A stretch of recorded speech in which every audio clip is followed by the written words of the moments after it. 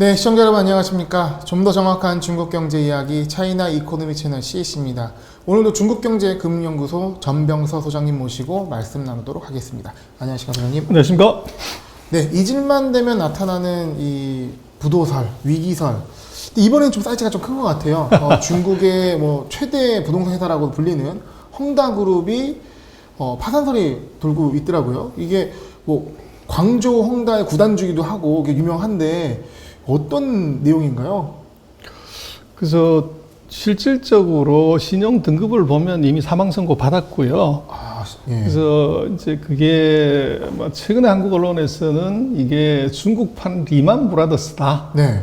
이제 그렇게 이제 얘기들을 하고 있고, 뭐 그게 글로벌 금융시장까지 뒤흔 수도 있다 이런 얘기가 나오는데요. 그렇습니다. 네. 그래서 그 뒤흔들 수 있는지 없는지 네. 한번 디테일하게 한번 보죠. 네, 3부작을 통해서 설명드리도록 하겠습니다.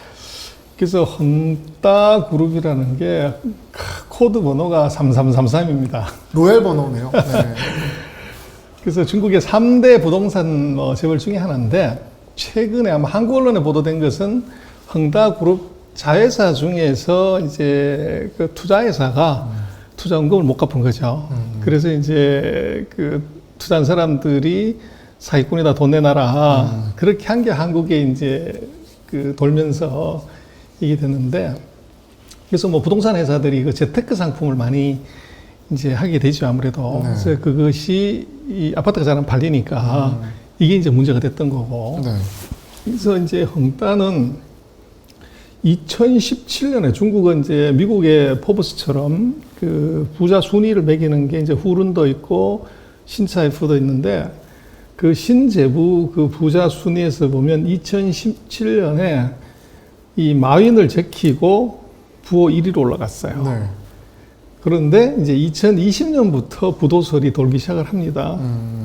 그래서 이제 가장 최근에는 아마 우리가 그 사이에 몇 번 봤지만 그 위에탄이라는 거, 예약 면담이라는 거 하게 되면 이거 다 사고 나죠. 예, 이게 이제 불러드려 아리바바부터 시작을 해가지고. 엄청 까이는. 그렇습니다. 네. 8월 달에 이 인민은행하고 네. 이제 은행감독원이 예약 면담을 했어요. 굉장히 중요한 시그널이겠네요. 이게. 그렇죠. 네. 그래서 이제 이거 자체가 문제가 크다. 그래서 예약 면담한 것 치고 멀쩡한 회사 하나도 없죠. 네.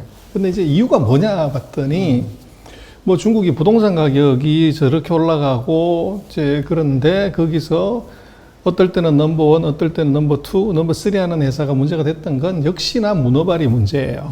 그래서 부동산만 하면 되는데 말씀하신 것처럼 부동산에 시작해서 관광, 스포츠, 자동차, 뭐 하여간 공격적으로 이제 사업을 넓혔는데 여기에 거액의 부채가 생긴 거죠. 부채 규모가 뭐 어마어마하더라고요. 들어보니까.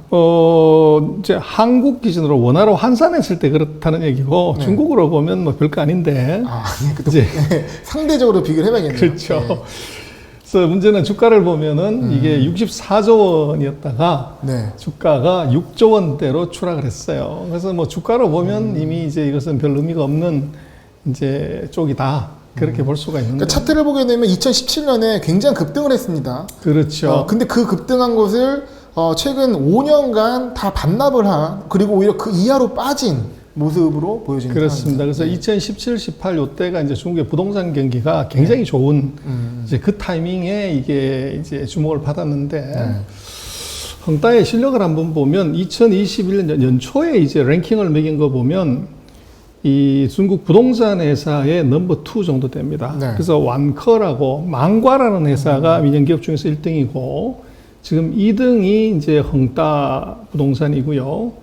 3위가 이제 비구유엔이라고 그 여성 CEO가, 물론 자기가 창업한 건 아니고 아버지 거 물려받은 거죠. 네. 그래서 이 빅3가 있고, 그 외에 이제 중국 해외 발전, 그다음에 롱추앙 중국, 이제 바오리 부동산 뭐 이런 게 있는데, 하여간 빅3 안에 들어가는 센 회사였다. 사실 왕코도 몇 년 전에 좀 비슷한 이슈로 좀 문제가 있지 않았나요? 그럼요. 그래서 왕커는 그 회장이 문제였죠. 네네. 왕스라고. 그 모 학교에 네. 그 CEO 과정을 갔다가 거기 이제 봉황타인가요? 그 피닉스 TV에 네. 그 앵커가 이제 거기 학생으로 왔는데 거기서 이제 눈이 맞은 거죠. 아, 약간 좀 사적인. 그래서 이제 조강지처를 벌이고 네. 그때 아마 이혼 소송에서 그때까지 역대 최대의 이제 이혼 소송 그 위자료를 중국판 제프 배셨어요. 그렇죠. 그랬었는데 그게 이제 당국에 어떻게 보면 좀 잘못 보인 것도 있고 또 그러다가 보니까 경영이 부실했죠. 네. 그래서 이제 왕커의 회장이 중국에 안 있고 뭐 하버드 대학에 가서 공부를 한다든지 에베레스트 산에 올라간다든지 뭐 하여간 별짓을 다 했는데 네. 그래서 그때 문제가 되니까 심천시가 네.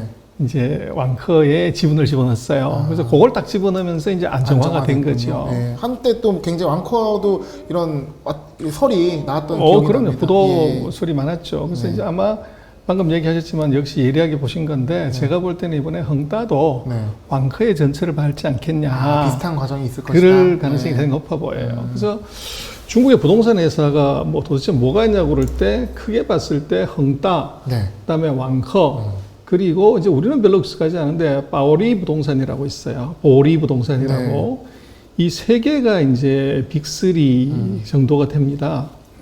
그리고 이제 그보다 조금 작지만 우리가 잘 아는 그 녹지그룹이라고 있어요. 네. 그 제주도에다가 그 빌딩 짓고 뭐 병원 짓고 했던 그 녹지그룹인데 네. 그건 상해에 헤드쿼터가 있고 이제 빅구유엔이라고 방금 말씀드렸던 아버지를 물려받은 여성 CEO가 하는 회사가 있고 그 다음에 이제 뭐 그 외에 몇 개 회사들이 있어요. 근데 그 아래에 보시면 완다 집단이라고 맨 밑에 하나 있는데 요 네. 회사가 제가 일부러 작게 해놨습니다만은 이 2017년 이전에 헝다가 1등하기 전에 이 중국의 최고 부호가 완다그룹의 왕지엔린이었습니다. 네.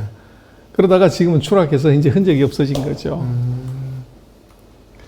완다그룹. 지금 이제 헝다, 그래서 다짜 들어가는 게 좀 안 좋은 것 같아. 그래서 헝다가 7월 20일 날 광파은행에서 헝다그룹 예금을 동결했어요. 네. 그리고 이제 후난성에서는 10월까지 헝다그룹 분양 금지한다. 그래서 분양대금을 유용했다는 거죠. 그래서 급하니까 이제 돈을 분양대금도 뽑아다가 이제 부채 갚는 데 돌려받기. 쓰고 뭐 이랬다는 건데. 그래서 아무래도 회사를 운영하는 CEO를 보면 그 회사가 보이죠. 네. 그래서 그 회장이 쉬자인이라는 사람인데 2018년에 부자 랭킹 3등을 했어요. 네. 그러고 19년에도 3등, 20년에도 3등. 근데 그 앞에 누가 있냐 그러면 마윈 마와텅이 이제 앞에 있고 마윈 마와텅 다음 분에 부자였어요. 그래서 뭐 정말로 이제 내노라 하는 부자인데 재미난 것은 2018, 19, 20에 보시면 노란 색깔은 부동산업이에요. 아. 그리고 파란 색깔은 이제 IT업이고 네. 제가 녹색으로 칠해놓은 것은 요거는 먹는 겁니다. 그래서 2021년에는 지난번에 우리 다뤄봤지만 쫑산산이라고 이 농부산천 회장이 지금 1등, 네. 이제 황정이라고 그 핀듀어드워 이제 회장이 2등 인터넷이죠. 그다음에 마와텅, 탄센트, 그리고 이제 항서제약, 항서제약 이제 회장이 4등. 그래서 2018, 19, 20 아까 말씀하셨지만 2017년부터 주가가 폭등했다고 그러는데 요때 2018, 19 요때의 부동산 경기가 너무 좋았던 거죠. 네. 그래서 이제 사장들이 다 이제 탑선에 들어갔는데 문제는 중국 부동산 재벌들이 뒤끝이 좀 안 좋아요. 그래서 이제 이게 신차이프 기준으로 보면 제가 노란색으로 칠해놓은 게 바로 왕지엔린이라고 그 지금 헝다 이전에 완다그룹이라고 중국 최고의 부동산 재벌이었어요. 그래서 그 2016년에 1등, 2017년에 1등, 마윈 마하탕을 다 제키고 그러다가 2018년에 이제 추락을 해요. 그래서 헝다의 시자엔이 위로 올라가고 마윈 마하탕이 위로 올라갔고요. 그래서 2019년에 왕지엔린이 4등을 했다가 2020년, 21년에는 흔적도 없이 사라졌어요, 지금. 그리고 헝다그룹의 시자엔은 2016년에 아까 주가가 올라가기 전에 보면 10등을 했어요. 부자 순위에서. 이게 이제 2018년에 일약 3등으로 올라섰다가 19, 20에 3등 갔다가 2021년에 지금 거의 사라졌죠. 그래서 중국에서 1등하는 이제 부동산 재벌이 거품처럼 사라지는 일들이 벌어져요. 그래서 이게 아까 말씀하신 완다그룹을 잘 보면 헝다그룹의 미래도 좀 보일 수 있다. 네. 그렇게 얘기를 할 수가 있고. 그래서 아까 말씀하신 다짜그룹의 이 완다의 케이스를 한번 보면 헝다의 미래도 보이는데요. 왕제닌이 아까 보셨던 이제 2016년, 17년 이때에 부호 1등, 뭐 아리바바 탄센트 게임이 안 되는 1등을 했는데 왜 이게 망했냐 그러면 중국말로 네이바오 와이따이라는 걸 하다가 망했어요. 그래서 이게 정치하고 관계가 있습니다. 그래서 완다그룹은 원래 이제 중국에서 제일 큰 영화체인 네. 또 우리 같은 롯데쇼핑 같은 쇼핑몰 이걸로 주로 이제 이 히트를 했는데 중국 안에서 가장 큰 이제 그 호텔 프랜차이즈, 그다음 우리 같으면 쇼핑몰 프랜차이즈를 하는 회사예요. 그러니까 뭐 떼돈을 벌었죠. 그런데 이제 그리고 문화 오락 산업도 했었어요. 그래서 미국이 실리콘밸리가 있다고 그러면 중국도 이 실리콘밸리 저기 라스베가스, 할리우드 할리우드. 예. 뭐 중국이라고 이게 없을 수 있냐 그래서 잘리우드를 하나 만들자. 미디어 회사이기 때문에. 그렇죠. 그렇게도 이제 갔었고 그래서 문화오락, 이제 IT, 백화점, 뭐 이제 이 쇼핑몰 이런 거를 주로 했는데 그래서 이게 너무너무 잘 나갔지만 결국은 망해요. 망한 이유가 뭐냐면 국내에서는 보증을 서주고 외부에서는 대출을 해주는 게 네이바오 와이따입니다. 그래서 이게 이제 뭐냐 이게 중요한데 그래서 완다 회장도 보면 아주 이게 뭐 밑바닥 인생이에요. 아주 시골의 쓰촨성에서 이제 태어났고 인민해방군 이제 선양군구 이제 야오닝성에 있는 이제 군부대 거기서 장교로 일을 했고 그리고 이제 대련시에 취직을 했었어요. 거기서부터 이제 완다 그룹이 시작입니다. 그래서 대련 완다 축구 구단이 이제 대련도 있죠. 네. 그 완다가 이 완다입니다. 그래서 이제 항저우의 그 헝다가 또 네. 축구 그룹이고 그래서 여기서부터 돈을 벌어서 이제 온 건데 뭐를 했냐? 그 지금 한국의 개미들도 뭐 주식 그 지난번에 로빈훗 할 때 샀지만 AMC 네. 그 AMC가 이 완다 그룹이 인수했던 거예요. 그러다 이제 완전 망했죠. 네. 그리고 뭐 하여간 그 사이에 줄줄이 사탕으로 이 한 5년 동안에 이게 전 세계적으로 M&A를 왕창 했어요. 근데 이제 이거 M&A를 어떻게 했냐? 중국이 외환을 엄격하게 통제하고 있는데 이게 이제 방법이 예를 들면 공상은행이 중국 안에 있으면은 완다가 공상은행 북경 지점에 국내에 있는 자산을 담보로 대주는 거죠. 그러면 이제 예를 들면 공상은행은 담보를 잡았기 때문에 대출을 해도 손해볼 일이 없다고요. 그러면 완다에 대해서 미국에 있는 예를 들어 공상은행에서 대출을 100억 불을 해주는 거예요. 그러면 이제 같은 그 은행이니까 어느 지점이 담보를 잡고 있든지 간에 문제가 되면 이쪽에 걸 회수해버리면 되니까 손해볼 일이 없죠. 그게 이제 네이바오. 국내에서는 담보를 잡고 해외 지점에서 대출을 해주는 거예요. 그럼 은행 브랜치를 통한 담보대출을 한 거네요. 그렇죠. 예. 그렇게 되면 그 돈 갖고서 해외 돈을 마음대로 이제 투자를 할 수가 있었던 거죠. 네. 그렇게 해서 수십 개 회사를 샀던 거예요. 자산이 워낙 많은 회사니까. 그렇죠. 예. 근데 거기서 끝나면 됐는데 네. 뭐가 문제가 됐냐면 정치권들이 거기다 손을 댄 거예요. 그래서 시진핑이 이제 2013년 이후로 한 5년 동안 엄청난 부정부패 단속을 했을 때 이 부정부패 세력들, 물론 다 정치와 관련이 있죠. 힘 있는 사람들이 완다가 거기서 해외에서 이게 부동산 살 때 네. 그게 돈을 끼워가지고 보낸 거죠. 네. 그래서 이제 부정부패 단속에 이게 걸린 거예요. 네. 그래서 이제 완다가 몰락을 하게 되는데 또 하나는 보면 왕서충이라고 아들이 문제예요. 네. 그래서 뭐 이 졸부 아빠를 돕기 때문에 이 친구가 기행을 일삼았던 거죠. 예를 들면 자세히 보시면 그 강아지가 애플 워치를 끼고 있어요. 네. 그래서 원래는 자기가 애플 워치를 강아지 발 4개에다 다 끼우려고 그러는데 이 애플 워치 4개를 차고 있으면 이 졸부, 중국말로 투하오라고 그러는데 졸부라 그럴 것 같아가지고 좀 자제해서 이 2개만 끼웠다. 뭐 이런 식의 기행을 일삼았어요. 아마 왕수충 하면 국내에는 뭐 굉장히 인기 있는 여자 아이돌을 이제 그 회사를 인수해가지고 뭐 그런 설도 많이 돌았었던 그렇죠. 친구였거든요. 네. 그걸 기억할 것 같습니다. 그래서 이제 아빠 찬스로. 찬스로 이제 엉뚱한 짓 많이 해서 사회적으로 지탄을 받았고, 그래서 이제 이 중국에서 해외 M&A를 2014, 15, 16년에 엄청나게 해요. 그때 M&A 한 회사가 안방보험 한국에 들어왔다가 망했고, 네. 완다그룹 요거 망했고, 네. 지금 하얀 해남항공 요것도 망했습니다. 네. 그리고 복성그룹, 후신그룹인데 요거는 안 망했어요. 네. 그래서 지금 클럽메드라고 그 리조트 있잖아요. 이게 복성 거예요. 그래서 이 메이저 회사들 중에서 4개 중에서 푸싱 빼놓고 나머지 4개는 다 망했습니다. 이게 복성제약 갖고 있는 회사. 복성제약이죠. 네. 복성제약 그룹. 그래서 그 푸단대를 나온 이제 이 푸단대 출신들이 만든 양자강 이남에서 민영기업 중에서는 제일 센 기업이죠. 그래서 요것도 이제 네이바와 이따이 여기에 걸려서 예를 들면 상해방들한테 돈을 대준 거 아니냐. 그랬다가 이제 네. 그걸 해명을 하고, 그래서 뭐 그때 어느 언론에서는 홍콩에서 푸싱의 이 구광창을 압송해서 왔다. 그래서 뭐 일주일 동안, 한 달 동안 이 사람이 소식이 없었다. 네. 그게 막 나왔었죠. 근데 어쨌거나 이건 푸싱은 그걸 해명을 잘 하고 우리는 그런 부정한 자금을 세탁해 주거나 돈을 빼돌리지 않았다. 네. 이렇게 해서 왔는데 어쨌거나 하여간 완다그룹이 거들난 것은 첫 번째 문어발, 두 번째는 이제 그런 그 정치적인 문제 같이 있었다. 네.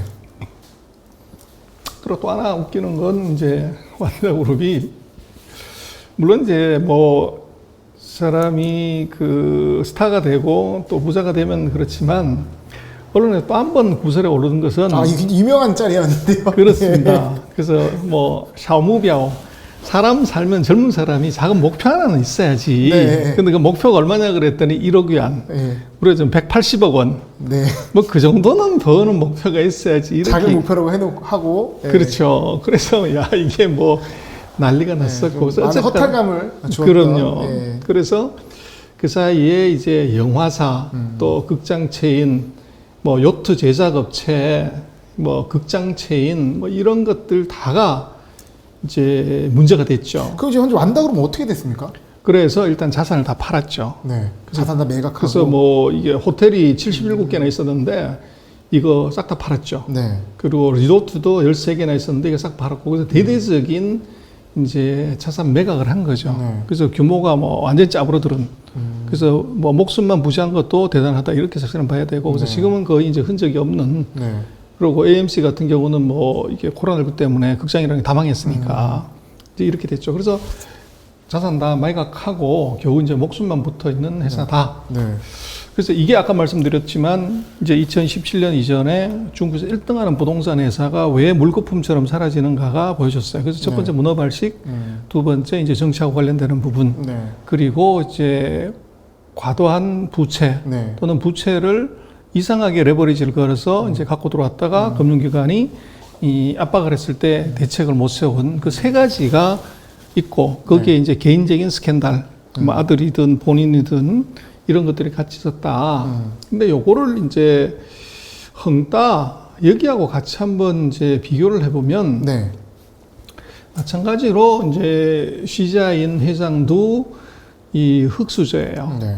저 58년생이고 허난성 그 조코우 타이강현입니다. 그래서 허난성이 중국에서 이제 가난하기로 치면 뭐 한 5등 안에 들어가는 아주 가난한 농촌이에요. 네. 그래서 여기 출신입니다. 그래서 이제 철강회사에서 맨 처음에 직장 생활을 했다가 그 다음에 이제 92년에 광둥성으로 내려온 거죠. 심천에 있는 부동산 개발업에서 일을 하다가 여기서 이제 자기 능력을 발휘를 한 거예요. 그래서 97년에 이제 이 헝따 그룹을 창업을 하고 브랜드를 하나 세웠는데 이제 진비화유엔이라고 하는 요 브랜드를 하나 섰더니 이게 히트를 했어. 부동산 브랜드. 그렇죠. 예를 들면 우리가 뭐 레미안이라든지 이런 자이 식의 뭐 이런 그런 예. 건데. 그러고 이제 딱 때맞춰서 이제 중국이 98년에 주택시장 개혁을 해요. 그래서 중국은 98년 이전에는 이제 관사라고 그러죠. 회사가 이 단위라는 말, 유니트라는 말을 쓰는데 회사가 뭐 그 안에 식당도 있고 목욕탕도 있고 집도 다 제공하는 거예요. 사회주가니까. 네. 근데 그거를 98년부터 이제는 회사가 그 집을 제공하는 게 아니고 월급을 줄 테니까 그걸 갖고서 니들이 집을 사라. 이러는 바람에 이제 주택 시장이 폭발하게 한 거죠. 그래서 중국의 부동산의 역사가 그렇게 크지 않아요. 그 네. 이전에는 공유였으니까. 그래서 그렇게 돈을 벌어서 2009년에 홍콩에 이제 상장을 했고, 그리고 이 특징은 이 시자인 같은 경우는 지분의 70%를 갖고 있어요. 꽉 쥐고 있네요. 그렇죠. 이게 이제 아주 특이한, 나중에 이게 또 이제 독이 됩니다. 아, 그래서 지금 어느 정도냐 그러면 종업원 8만 명에 네. 80개 도시에 500개 부동산 개발하고 있고요. 2019년에 포춘 랭킹이 138입니다. 아직 높은 편이네요. 굉장히 큰 네. 회사죠. 뭐 이거까지는 좋은 얘기인데, 그래서 이제 재미난 것은 2017년에 이 포브스, 아까 보여드렸던 것은 중국의 부자 집계 순위고, 포브스가 집계한 순위에서는 2017년에 흥다그룹의 시자인이 마윈 마텅을 제키고 1등을 했어요. 그래서 아까 말씀하신 것처럼 2017, 18 이때 네. 주가가 폭등하고 부동산 경기가 쭉 올라가더라고요. 그때 이제 네. 1등을 한 거죠. 근데 재미난 건 2017년에 1등했는데 2018년에 기부를 누가 많이 했냐, 중국 부자들 중에서 네. 1등이 흥다그룹의 시자인입니다. 그래서 이제 기부를 많이 하는 사람, 마윈 마텅 뭐 얘들보다 더 많이 한 거죠. 그래서 굉장히 좋은 이미지라고 이제 사실은 생각을 했어요. 그러나 나중에 보면 이것도 이제 전략적이다 이렇게 볼 수가 있고, 네. 그리고 말씀하신 것처럼 축구 구단을 사요. 예. 그래서 이제 흥다 축구 구단이죠. 그래서 보시면 이제 건설회사이기 때문에 오른쪽에 그림이 보입니다만은 구상을 아주 연꽃 모양으로 기가 막히게 지었습니다. 예. 뭐 멋있게 지었죠. 네. 그래서 대련도 보면 대련에 이제 축구 구단이 있었듯이 건설회사니까. 근데 보면 뭐 졸부들이 다 축구단 갖고 있죠. 만수르도 갖고 있고 뭐 그 미탈도 갖고 있고. 그래서 하여간 그 졸부들이 흉내를 냈다. 이게 되게 유명했던 게 광주 홍다에서 선수들을 굉장히 높은 연봉으로 데리고 온다는 그 그렇죠. 프리미엄이 엄청 이슈가 그렇죠. 됐었거든요. 그렇죠. 그만큼 돈을 많이 썼고 구단 운영을 했다는 거에 특징이 있는데 독이 돼서 돌아온 것 같네요. 그렇습니다. 그리고 또 하나 이제 봐야 되는 건 아까 말씀드렸던 것처럼 그 완다의 회장도 물론 어쩔 수 없었겠지만 이 정치 자금하고 관련된 자금 유출이 있었어요. 그게 결국은 몰락을 가져오는데 네. 지금 시자인 같은 경우도 아까 말씀드렸던 것처럼 후난 농촌 지역 출신이기 때문에 뭐 가방끈도 짧고 그러다 보니까 이제 정치 성향을 띌 수밖에 없는 거죠. 그래서 보시면 이 중국의 이제 국경일이나 또는 뭐 이제 천안문 광장에서 열병식 같은 걸 할 때 그 밑에서 구경하는 게 아니고 천안문 그 망루에 올라가 가지고 거기에 있거나 사진을 찍는 사람 이건 아무나 할 수 없는 거예요. 그래서 엄청난 이제 권력이 있거나 뭐 이래야 되는데 보시면 돈을 많이 쓰거나. 그렇죠. 네. 그래서 그 2020년에 이제 건국 70주년 열병식 또 7월 1일 날 공산당 창당 100주년 기념식에 이 시자인이 그 망루에 올라가 있는 사진을 자기 SNS에 올렸어요. 네. 그래서 이제 거기 올라가는데 이 얘기는 뭐냐면 정치적으로 네트워킹이 있다는 거죠. 그래서 굉장히 정치 성향이 강한 이제 홍색 자본가다. 뭐 맨손으로 이제 일어섰기 때문에 당연히 그렇겠는데 부동산 업계라 좀 더 심하지 않을까 싶기도 합니다. 당연히 그렇죠. 네. 인허가 받아야 되니까. 그리고 뭐 소득이 이게 마진이 무지 좋잖아요. 한국도 지금 뭐 무슨 뭐 성남의 무슨 개발지구에 뭐 배당 얼마 받았다는 뭐 것처럼 옛날에 뭐 강남 개발할 때 뭐 다 뭐 정치인들 뭐 하고 뭐 아파트 하나 받고 뭐 이런 그런 식의. 옛날 얘기들도 돌고 있으니까 뭐 영화에서 나온 얘기인가만. 그렇죠. 네. 그래서 이 사람이 2018년에 우리가 3월 달에 보면 양회의를 한다고 그럴 때 그 양회의가 하나가 전인되고 또 하나가 정협이죠. 네. 정협에 상무위원으로 이게 임명이 됐어요. 네. 근데 정협이라는 것은 뭐 거수기고 명예직인데 결국은 이런 감투를 하나 썼다는 것이 이 사람의 정치적인 성향을 보여주는 거죠. 그런 것 같습니다. 그리고 또 뭐를 했냐. 부동산 회사가 이게 전기차에 투자를 한다. 약간 컨셉이 안 맞는데 그 FF라고 패러데이 퓨처라고 네. 이제 중국이 가장 먼저 이제 전기차를 만들었다가 결국은 사기로 판명 난 게 요게 패러데이 퓨처예요. 굉장히 화려한 슈퍼카 아니었겠습니까? 그 차가? 그렇죠. 그래서 이걸 또 인수를 해요. 그래서 그 이후에 지금 전기차 사업을 2020년까지 계속적으로 M&A하고 투자를 왕창 했어요. 그래서 아직 뭐 자동차가 멋있게 나오지는 않는데 그 사이에 돈 많이 질렀던 거죠. 그래서 사실은 건설업하고 이게 자동차업하고는 약간은 이게 물론 뭐 갖다 붙이면 말이 되겠지만 IT 회사도 아니고 또 기계 이런 쪽에 뭐가 있는 것도 아닌데 이렇게 갖다 붙였다는 것은 사업 타구를 약간 문어발식으로 했다. 이렇게 볼 수 있죠. 네. 그리고 기부왕. 그래서 이 사람의 이게 그 사업의 모토가 민생을 본으로 하고 산업으로 보국한다. 그래서 어디서 많이 들어본 듯한 얘기인데. 그래서 2011년에 3억 9천만 위안 이제 이 기부를 시작으로 해가지고 2020년까지 내리 10년 동안 기부 1위를 했어요. 이미지는 되게 좋았을 것 같습니다. 그렇죠. 근데 요게 이제 다 수고하셨다는 거죠. 2021년에는 마윈한테 밀려가지고 2등을 했어요. 그래서 2021년에 마윈은 왜 이렇게 많이 기부를 했냐. 이거 지금 당국에 조사받느라고. 네. 그걸 약간 벌금 섞여 기부인 거 아닐까요? 그렇죠. 그렇게 한 거죠. 네. 그래서 밀려서 2위를 했고, 어쨌거나 좋게 해서 가면 10년 동안에 이제 엄청난 돈을 사회에 환원했다. 네. 이제 이렇게 볼 수가 있고요. 그런데 문제는 이제 시가총액을 보면 그 망과그룹이 2,340억 위안인데 헝다가 1등했던 헝다가 지금 327억밖에 안 돼요. 그래서 뭐 한 8분의 1 정도? 그런 정도로 주가가 대폭락을 했고, 그래서 같이 경쟁하던 빅6, 빅5하고는 이제 도저히 게임이 안 되는 정도 수준으로 마이너리티로 이제 줄었고. 그러니까 사실 부동산 업계가 뭐 주가가 오르진 않았겠지만 그것보다도 경쟁사 대비도 엄청 쪼그라들었네요. 그래서 10분의 1로 주가가 폭락을 한 거죠. 예. 그래서 그게 이제 왜 폭락했냐는 뭐 주식에 이유 없는 무덤이 없잖아요. 네. 그죠? 그래서 그 구체적인 거 보면은 결국은 이제 한국에서는 최근 며칠 사이에 헝다 얘기가 나왔지만 이미 이제 그 실질적인 신용 사망 선고가 이미 이루어졌어. 6월 9일 날 이제 이 중국의 신용평가회사가 이 관찰 대상으로 올렸어요. 요 주의로. 한 3개월 전입니다. 그렇죠. 네. 그리고 6월 22일 날 이 B 플러스 등급을 이제 B로 낮췄어요. 네. 그리고 네거티브라고 이제 표시를 했고, 네. 그리고 이제 그 6월 30일 날 이제 B2로 또 한 단계 낮췄어요. 이건 이제 무디가만 낮췄고, 네.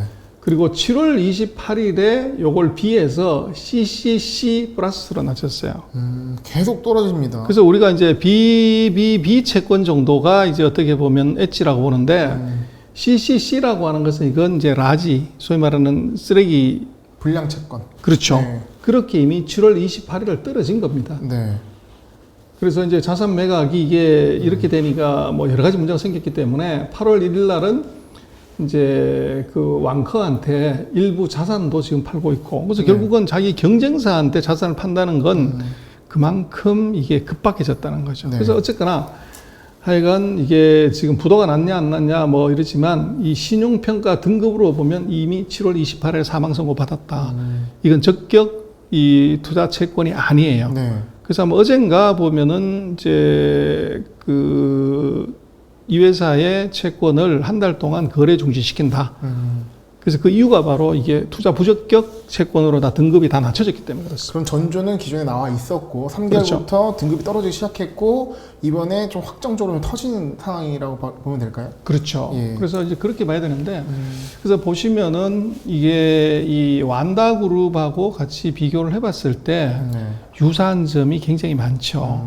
많고 거기 이제 중요한 핵심은 다음 시간에 보시겠습니다만은 이 완다 그룹의 이 CEO도 상황 판단 잘못돼서 해외 투자를 너무 늘렸다가 문제가 생겼고, 지금 이 회사도 마찬가지로 정부가 이게 부채 늘리지 말라고 하는데 역설적으로 이게 기회라고 생각하시고 돈 왕창 빌려서 토지 구매를 왕창 해버린 거죠. 네. 거기서 현금이 말렸다는 겁니다.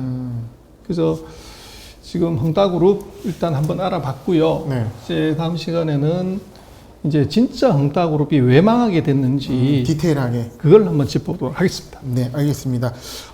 지금 이 헝다그룹 사태에 대해서 알아보고 있는데요. 오늘은 이제 비교적 그 완다와 비교해서 사례 좀 분석해봤고 개괄적으로 살펴봤고 다음 시간에 망한 이유에 대해서 좀 본격적으로 분석하도록 하겠습니다. 소장님 오늘 말씀 감사합니다.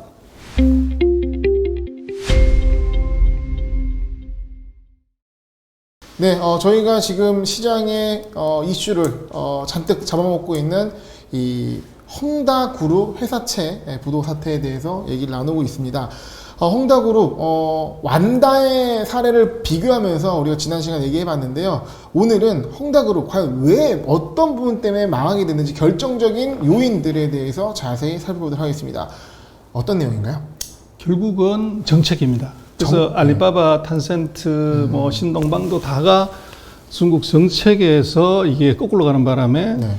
당했지만 그게 결정타란 말씀이신가요? 그렇습니다. 네. 헝다 같은 경우는 부동산에서 세 가지 레드라인이 있었어요. 이거를 이제 거꾸로 간 거죠. 거기서 이제 이 부도 위기를 맞게 됩니다. 한번 보시죠. 네. 그래서 이제 중국의 부동산 업계를 보면 이제 뭐 한국에서는 헝다가 저거 넘어가면 리만 브라더스 이상이 뭐가 됐다 막 이렇게 얘기를 하는데 안에 좀 보시면 화동 지방이 38%, 하남 지방이 20%, 화북이 16%. 그래서 지금 이제 우리 상해 같은 데가 요게 화동 지역이고 그 상해 바로 뒤편 요게 이제 화중 지역이고 그 심청, 광동 요 지역이 화남 지역입니다. 네. 요 세 개 지역이 전체 부동산 시장의 74%예요. 그래서 그리고 이제 화동 지역이 이제 상해 이쪽이 가장 크고 화남 지역. 그래서 지금 그 부도설이 돌고 있는 헝다 같은 경우는 화남 지역에 있는 거죠. 그러니까 동남부 연안으로 이제 그게 핵심 그렇습니다. 부동산 지역이라는 말씀이시죠? 그래서 요런 네. 정도라고 이제 보면 되는데. 네. 그래서 뭐 그 나이트라이트를 보면 이제 중국이 뭐 경기가 어떠냐 뭐 이런 거 할 때도 GDP 속인다 그런 거 다 속일 수 없는 것이 요새 불을 켜잖아요.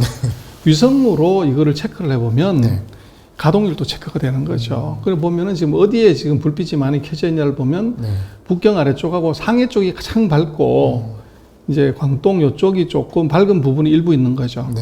보면은 이제 상해 지역, 요 지역이 가장 화동 지역이 밝다 이렇게 볼 수 있고 뭐 전체 사연을 봐도 요게 보여집니다. 도시가 어디에 있는지 어디가 발달한 지역인지는 금방 보이는데 지금 보시면 북한은 불이 안 보여요.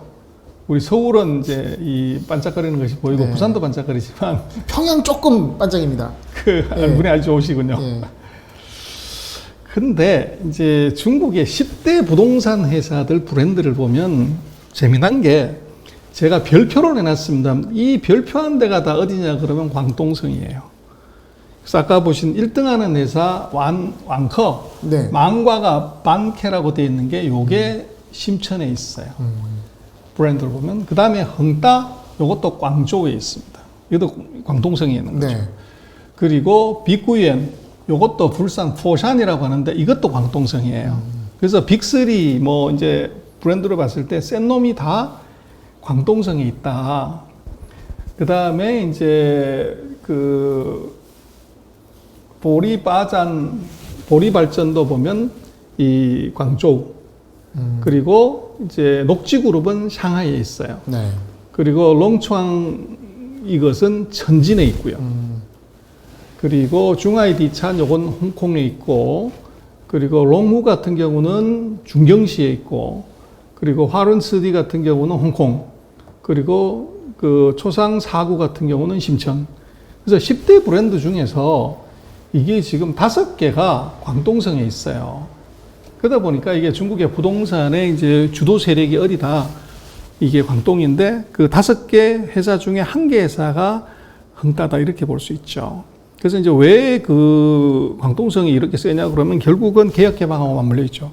광동성이 가장 먼저 개혁개방했기 때문에 도시도 발달했고 이게 돈도 많고 그러다 보니까 이제 부동산 개발이 이 어떻게 보면 이제 빨리 성장을 크게 이루어졌다 이렇게 네. 볼 수 있죠. 근데 왜 망했냐는 보면 이 뭐 중국말로 산타오 홍시엔 그러는데 세 가지 레드라인이 있었어요. 그래서 이게 뭐냐면 중국 당국이 이제 전 세계가 다 욕을 하는 거죠. 기업 부채가 GDP의 160%나 되는데 얼마나 위험하냐. 그래서 중국 정부 입장에서는 그거 누가 돈 많이 빌려갔나 보면은 부동산 회사가 많이 빌려간 거예요. 그래서 이제 뭔 얘기를 하냐면 그 집은 투기하는 것, 차오더 동시 중말로 그러는데 투기하는 스페큘레이션 하는 대상이 아니고 주더 동시 리빙하는 사는 것이지 이건 사는 것은 아니다. 이렇게 이제 정책을 내놓은 거예요. 그 얘기는 뭐냐 그러면 부동산 투기하지 말라는 거예요. 그럼 이제 부동산 회사들이 거기 이제 대상이 되고 부동산 중개 이거 투기 조장하지 말라는 거죠. 근데 그거 어떻게 할래? 그랬는데 인민은행하고 이제 우리 같으면 국토건설부가 같이 이제 제정을 하나 해요. 네. 그래서 1월 1일부터 금년 요 세 가지를 시행한다. 첫 번째, 선급금을 제외한 자산 대비 부채 비율은 70% 초과하면 안 된다. 두 번째, 순부채 비율이 100%를 넘어가면 안 되고 네. 현금의 단기 부채 비율은 1보다 커야 된다. 네. 그래서 단기 부채를 바로 갚을 수 있는 현금 항상 갖고 있어야 된다는 거. 요 세 가지 기준을 정한 거죠. 네.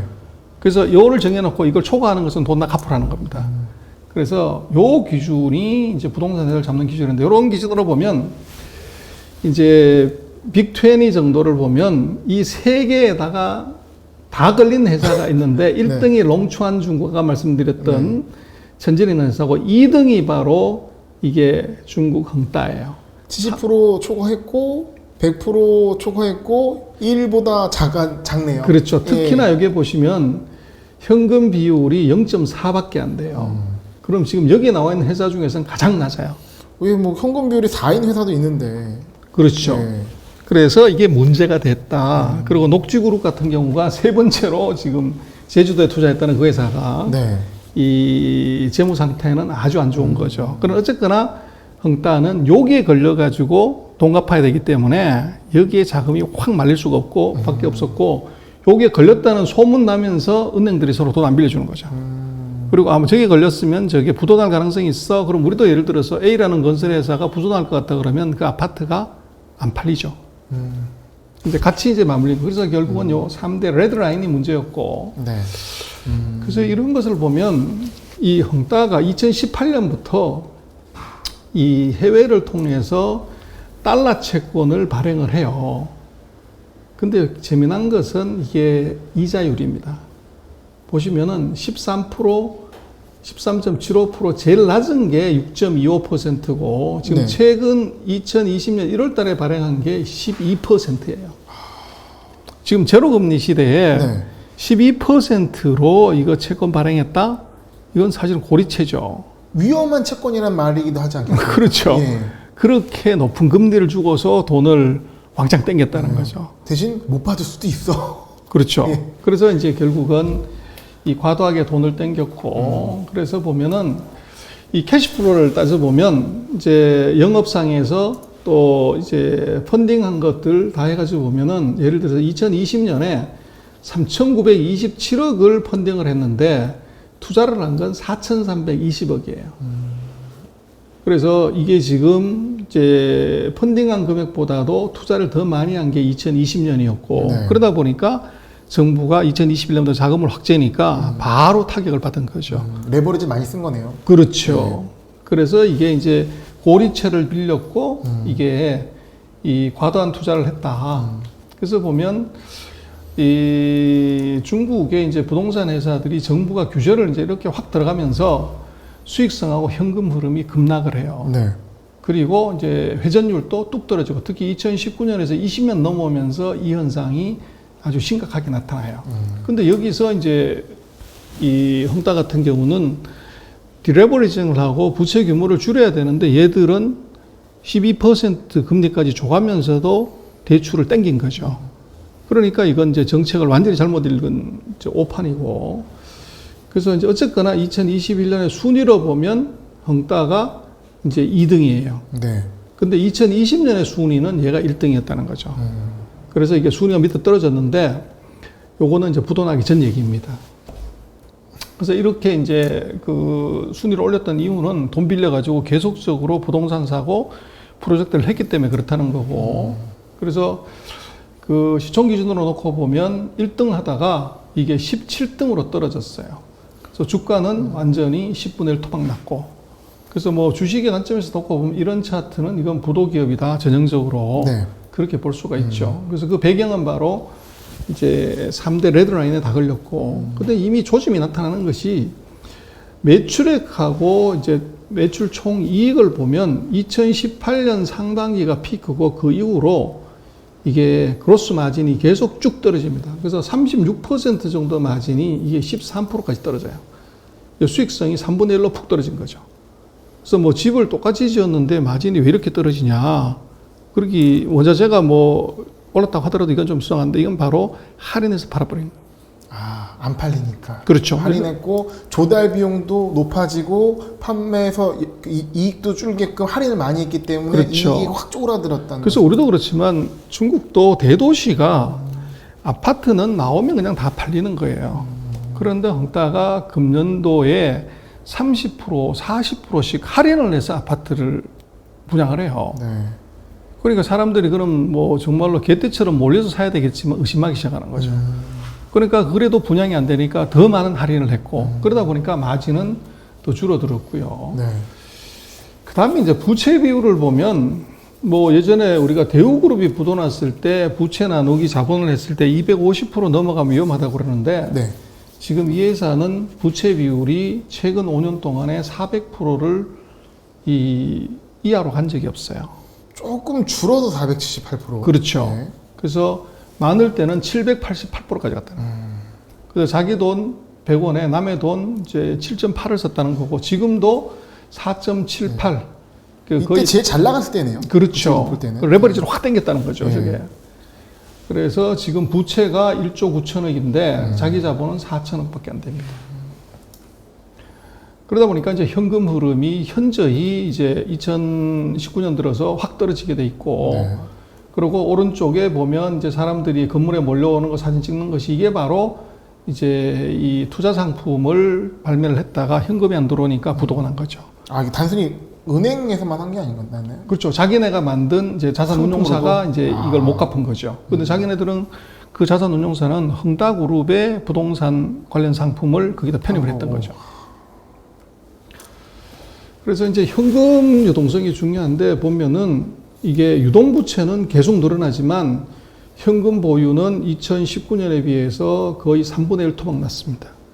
그러다 보니까 돈을 갖기가 대단히 어렵고, 그 성장성, 수익성 다가 보시면 이제 2018, 19 이때 현격히 지금 떨어집니다. 네. 그래서 이미 이게 이제 2019년 이후로 이 급락하고 있는 성장성, 수익성이 있었고, 그리고 유동성 이거 뭐 확연하게 이제 악화된 게 보였고요. 또 이제 부동산에서는 그럼 예를 들어서 부채를 많이 빌렸다고 하면 이 회전율을 높여야 이거 수익성도 올라가고 안전한데 회전율이 지금 자산 정체가 아주 거의 제자리로 가는 것이 보이죠. 네. 돈이 돌지 않았다는 거죠. 그러다 보니까 매출하고 이익이 이제 2019년 하반기부터는 마이너스가 나오기 시작을 하고 재고는 이제 회전율은 계속 떨어지는 거죠. 그런 게 누적되면서 지금 상황까지 발생한 그렇습니다. 거고요. 네. 그래서 지금 이제 어떤 상황이냐 그러면 네. 이제 금년 들어서 6, 7, 8월에 부동산 이제 부장 금액이 6월 달에 716억, 7월 달에 437억, 8월 달에 380억. 거의 이제 반토막 나고 있고, 이제 중국도 그렇습니다만 9월 달, 10월 달이 이사철이에요. 네. 이때 이제 분양이 왕창 이루어지는데 지금 얘기는 9월 달에는 8월 달보다 더 줄 거다. 그러면 그거는 이제 이게 끝났다는 얘기죠. 그러니까 다른 기업들은 이렇지 않다는 거잖아요. 그렇죠. 다른 게 그렇지 않고 이 기업이 지금 신용 문제가 생기면서 판매가 안 되는 상황. 그렇죠. 다른 기업들은 수혜를 보죠. 그래서 그게 또 이게 이 상황의 핵심이고 본질인 그렇습니다. 거고요. 그래서 지금 현재 상태는 이 자산 매각을 빨리 해야 되니까 네. 뭐 부동산, 호텔 뭐 이런 것들을 8월 31일 이후로 이제 잠재적 투자가한테 계속적으로 지금 매각을 논의하고 있지만 성사된 게 하나도 없어요. 이렇게 되면 곧 부도 날 건데 지금 살 이유가 없잖아요. 네. 더 계속 떨어질 텐데. 그렇습니다. 예. 그리고 이제 신에너지, 네. 뭐 자동차, 그다음에 이제 홍콩에 있는 건물 이것도 이제 매각하려고 잠재적인 투자가들하고 계속 컨택 중인데 네. 그 잠재적인 투자가들도 기다리는 거죠. 죽을 때까지. 그리고 이제 자회사 중에 두 군데가 지금 그 상환을 못했어요. 그 부도가 발생한 거죠. 네. 이게 지금까지 이제 상황이고. 그래서 결국은 이것이 그 놓고 보면 헝다그룹 같은 경우는 이 트렌드하고 굉장히 역행하는 부동산 경기가 슬로우다운하고 정부가 그것이 부동산 산업에 대한 긴축을 본격적으로 예고를 했음에도 불구하고 오히려 더 공격적으로 투자하는 바람에 이게 자산이 다 묶이게 되고 그리고 현금이 소진되면서 부도설이 돌고 그리고 이제 부도설이 돌고 현금이 부족하기 때문에 아파트를 할인해서 팔고 그게 이제 더 나쁜 악순환의 길로 계속 들어와 버린 거죠. 그럼 만약에 정책 흐름을 잘 읽어서 예를 들어 이제 올해 초에 이런 규제가 생기기 전에 어떤 자금 흐름을 확실히 개선했다면 이런 상황까지는 발생 안 했겠네요. 그렇죠. 그래서 그게 이제 다른 회사들은 이제 리스트럭처링하고 부채를 줄이는데 그렇게 성공한 회사도 있을 디레버리징을 것이고. 하는데 이 회사는 역설적으로 레버리지를 확대했던 거죠. 아, 그것이 돌아온 거네요. 그게 패착입니다. 그래서 다음 시간에는 이제 헝다가 중국의 리만이 될 거냐 이게 아무래도 관심사인데 네. 뭐 이제 한국에 많은 SNS나 뭐 이런 데서는 이제 리만 사태를 갖다 붙이지만 결론 얘기 드리면 다음 시간 얘기지만 리만 사태 날 가능성 없다 그렇게 볼 수 있을 것 같습니다. 다음 시간에 조금 더 자세히 한번 얘기를 드리겠습니다. 다음 시간에 결론을 살짝 스포일링하고 오늘의 얘기는 마무리하도록 하겠습니다. 손정래 감사합니다. 고맙습니다.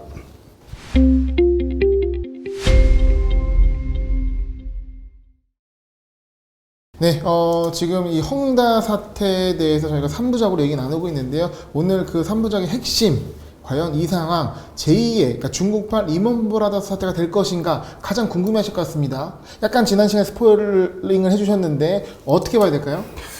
리만으로 갈 가능성 없어요. 첫 번째는 네, 중국은 서브프라임 자체가 없어요. 모기 상품 자체가 없고 두 번째는 이게 중국의 부동산 회사 나중에 잠깐 보시겠습니다만은 점유율이 굉장히 낮아요.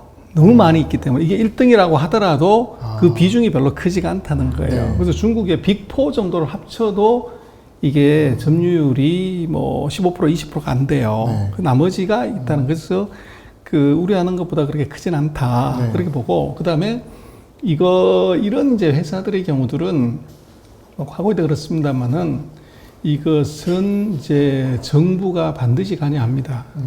그래서 우리도 보면 예를 들어 대우조선이다. 네. 그랬을 때 그걸 부도내지 않잖아요. 네, 그래서 그 부채 구조 재조정하고 대주주집은 소각해버리고 산업은행에 돈 넣고 네. 그리고 회생시키고 그 제3자를 데리고 와서 회생시키는 그래서 기업은 살리고 주주는 날려버리는 네. 그 구조가 그대로 적용될 가능성이 높아요. 가능성이 높다. 그렇죠. 그걸 한번 체크해 보겠습니다. 예, 알겠습니다.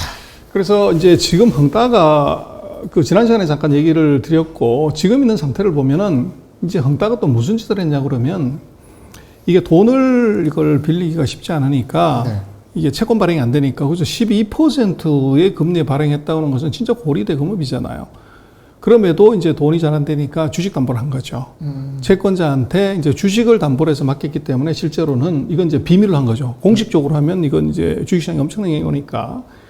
그래서 실제적으로는 이미 채권자들이 권리를 행사해버리면 헝다의 시자인의 지분은 의미가 없다. 일종의 시비라고 봐야 되나요? 담보대출을 한 거죠. 주식을 맡기고 돈 빌려간 거니까. 그러고 이제 그러네요. 그냥 시비는 아니네요. 그 이거는. 주식 예. 담보대출 한 거죠. 예.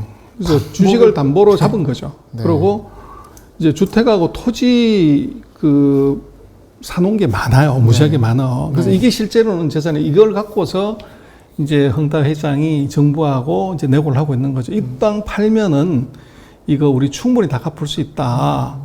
뭐 한국에서 예를 들면 동양그룹이나 뭐 이런 데들도 우리가 다 팔면 될 수 있다고 그러는데 그 부도난 회사는 가격이 없잖아요. 네. 그래서 이게 현실적으로 이제 어려운 점인데 그리고 이제 그렇다고 하더라도 지금 집값이 중국 정부가 손대가지고 이제 이걸 잡아놨기 때문에 이게 집 가격이 예전같이 나오지 않는 거죠. 그리고 이제 뭐 자동차나 이런 걸 일부 매각한다고 하지만 뭐 지금 중국의 자동차 회사가 80개, 100개씩 막 생기는 판에 굳이 이걸 사야 될 이유가 없다. 시기가 너무 안 좋네요. 그렇죠. 네. 그래서 하여간 1.2조 가까운 채무 중에서 유동성이 한 1조 정도 부족하다. 이게 지금 상황이고. 네. 그래서 8월 19일 날 인민은행이 이제 음보감원하고 해서 불러가지고 예약 면담을 했어요. 그래서 예약 면담하고 나면 그 다음번에 큰 펀치가 항상 나오죠. 그래서 이제 지금 근본적으로 경영 악화했던 이유는 지난 시간에 잠깐 얘기를 드렸지만 중국의 은감원이 부채 줄여라고 얘기를 했어요. 근데 이게 이 헝다 같은 경우는 부동산 업계 고강도 규제를 하는데도 불구하고 방향을 완전히 반대로 봤다. 2018년 이후에 계속적으로 차익금 빌려가지고 땅을 산 거죠. 네. 그래서 이게 지금 잘못됐고, 그리고 이제 은행이 더 이상 돈을 안 빌려주는 거죠. 그러다 보니까 이제 부동산을 팔아야 되는데 안 팔리는 거고, 결국은 이제 뭐 부동산에는 한번 샀다가 주식처럼 매일 샀다 팔았다 안 되잖아요. 거기에 말렸고, 그리고 또 하나는 2015년 이후로 헝다가 계속적으로 부도난 기업들을 M&A를 했어요. 그래서 부실 기업들을 계속적으로 사다 보니까 그게 정상화되기 전에 그 투자 부담이 생겼고, 그리고 바로 이제 요게 아주 웃기는데 고배당 정책을 썼어요. 배당을 왕창 했다는 거죠. 아까 말씀드렸지만 이 대주주가 왜 10년 동안 이 기부를 그렇게 많이 했냐고 그러면 고배당을 엄청난 배당을 하는데 아까 이 시자인 회장의 지분율이 70%예요. 네. 실제적으로는 그 고배당의 대부분의 수혜가 대주주가 70%를 받아간 거죠. 네. 근데 그거는 굉장히 사회적으로 이제 비난받을 여지가 있으니까 그 중에 일부분을 떼가지고 기부를 했는데 그게 1등을 한 거예요. 그래서 그러다 보니까 그럼 현금이 모자랄 거잖아요. 네. 그래서 그 돈을 어떻게 했냐. 고리채를 아까 보셨던 12%짜리 채권을 발행해서 땡겼고, 그래서 이걸 반복하다 보니까 재무 구조는 악화됐고, 그리고 이제 그 상황에서 이제 다시 소문 나고 난 다음에 돈이 필요한데 홍콩에서 주가가 10분의 1 토막 났으니까 주식 담보 가치가 10분의 1이 돼버린 거죠. 그러면 추가적으로 돈을 빌릴 여유도 없고, 네. 또 반대로 채권자 입장에서는 이게 다른 의미에서 마진콜이 들어온 거죠. 예, 주가가 10분의 1 떨어졌으니까 내가 담보로 잡았을 때 가격에 10분의 1밖에 안 되기 때문에 추가 담보를 넣어라. 아니면 내가 팔아버리겠다. 이렇게 얘기할 수 있는 거죠. 근데 이제 왜 이제 마진콜이 안 나오냐 그러면 이 회사 같은 경우는 경영업 프리미엄이 있다는 거예요. 시장에서 그냥 팔아버리면 경영업 프리미엄을 못 받는데 이 회사 지분을 이제 누구한테 넘겼을 때는 경영권 프리미엄을 받을 수 있으니까 요걸 지금 내고 하고 있는데 만약에 정부가 들어와서 손대버리면 경영권 프리미엄이 없어지는 거죠. 다 찢어버려. 그렇죠. 그래서 지금 1.95조 중에서 1조 5천억 가까운 돈이 단기 부채고 비율이 상당히 높습니다. 그렇습니다. 예. 그래서 미지급금 6,200억, 단기 상환액 3,300억, 순유동부채 1년 안에 만기 돌아오는 게 한 4천억 뭐 이 정도 된다는 거죠. 그리고 지금 한 2천억 정도 이미 연체가 걸려 있고. 그러니까 뭐 상황이 좋을 때는 부채가 뭐 크게 문제가 없는데 지금 상황이 안 좋으니까 이게 다 부담한 거잖아요. 그렇죠. 예. 그래서 지금 2015년부터 20년까지 6년 동안에 1,743억 위안의 순이익이 났는데 네. 이게 배당금을 500억을 배당을 했어요. 네. 3분의 1을 배당을 했어갖고 그 중에서 70%를 회장이 이제 가져간 겁니다. 좀 그러네요. 그래서 그 중에서 일부를 떼가지고 기부를 했는데 네. 그거 갖고 1등을 했다는 거죠. 네.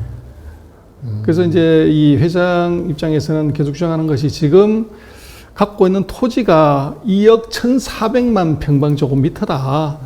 그래서 이것만 해도 이게 4,500억 가까이 이제 가치가 있고, 그리고 지금 이제 146개 건설 프로젝트 진행하고 있기 때문에 이것도 2조가 넘는다. 그래서 1조 9천억 부채는 우리가 충분히 갚을 수 있다. 그리고 그 외에 지금 뭐 전기차 회사라든지 또 홍콩에 있는 빌딩 이런 것이 있기 때문에 우리가 1조 9천원 충분히 갚을 수 있어. 이제 그렇게 얘기하는데 안 믿는 거죠.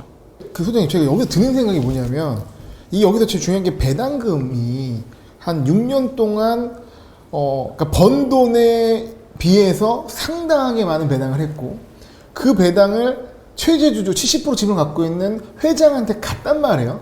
그 중에 일부를 기부했지만, 회사가 문제 있지만 이 개인은, 회장은 엄청난 지금 돈을 갖고 있는 거 아니겠습니까? 그렇죠. 그러니까 저는 이게 참 문제다.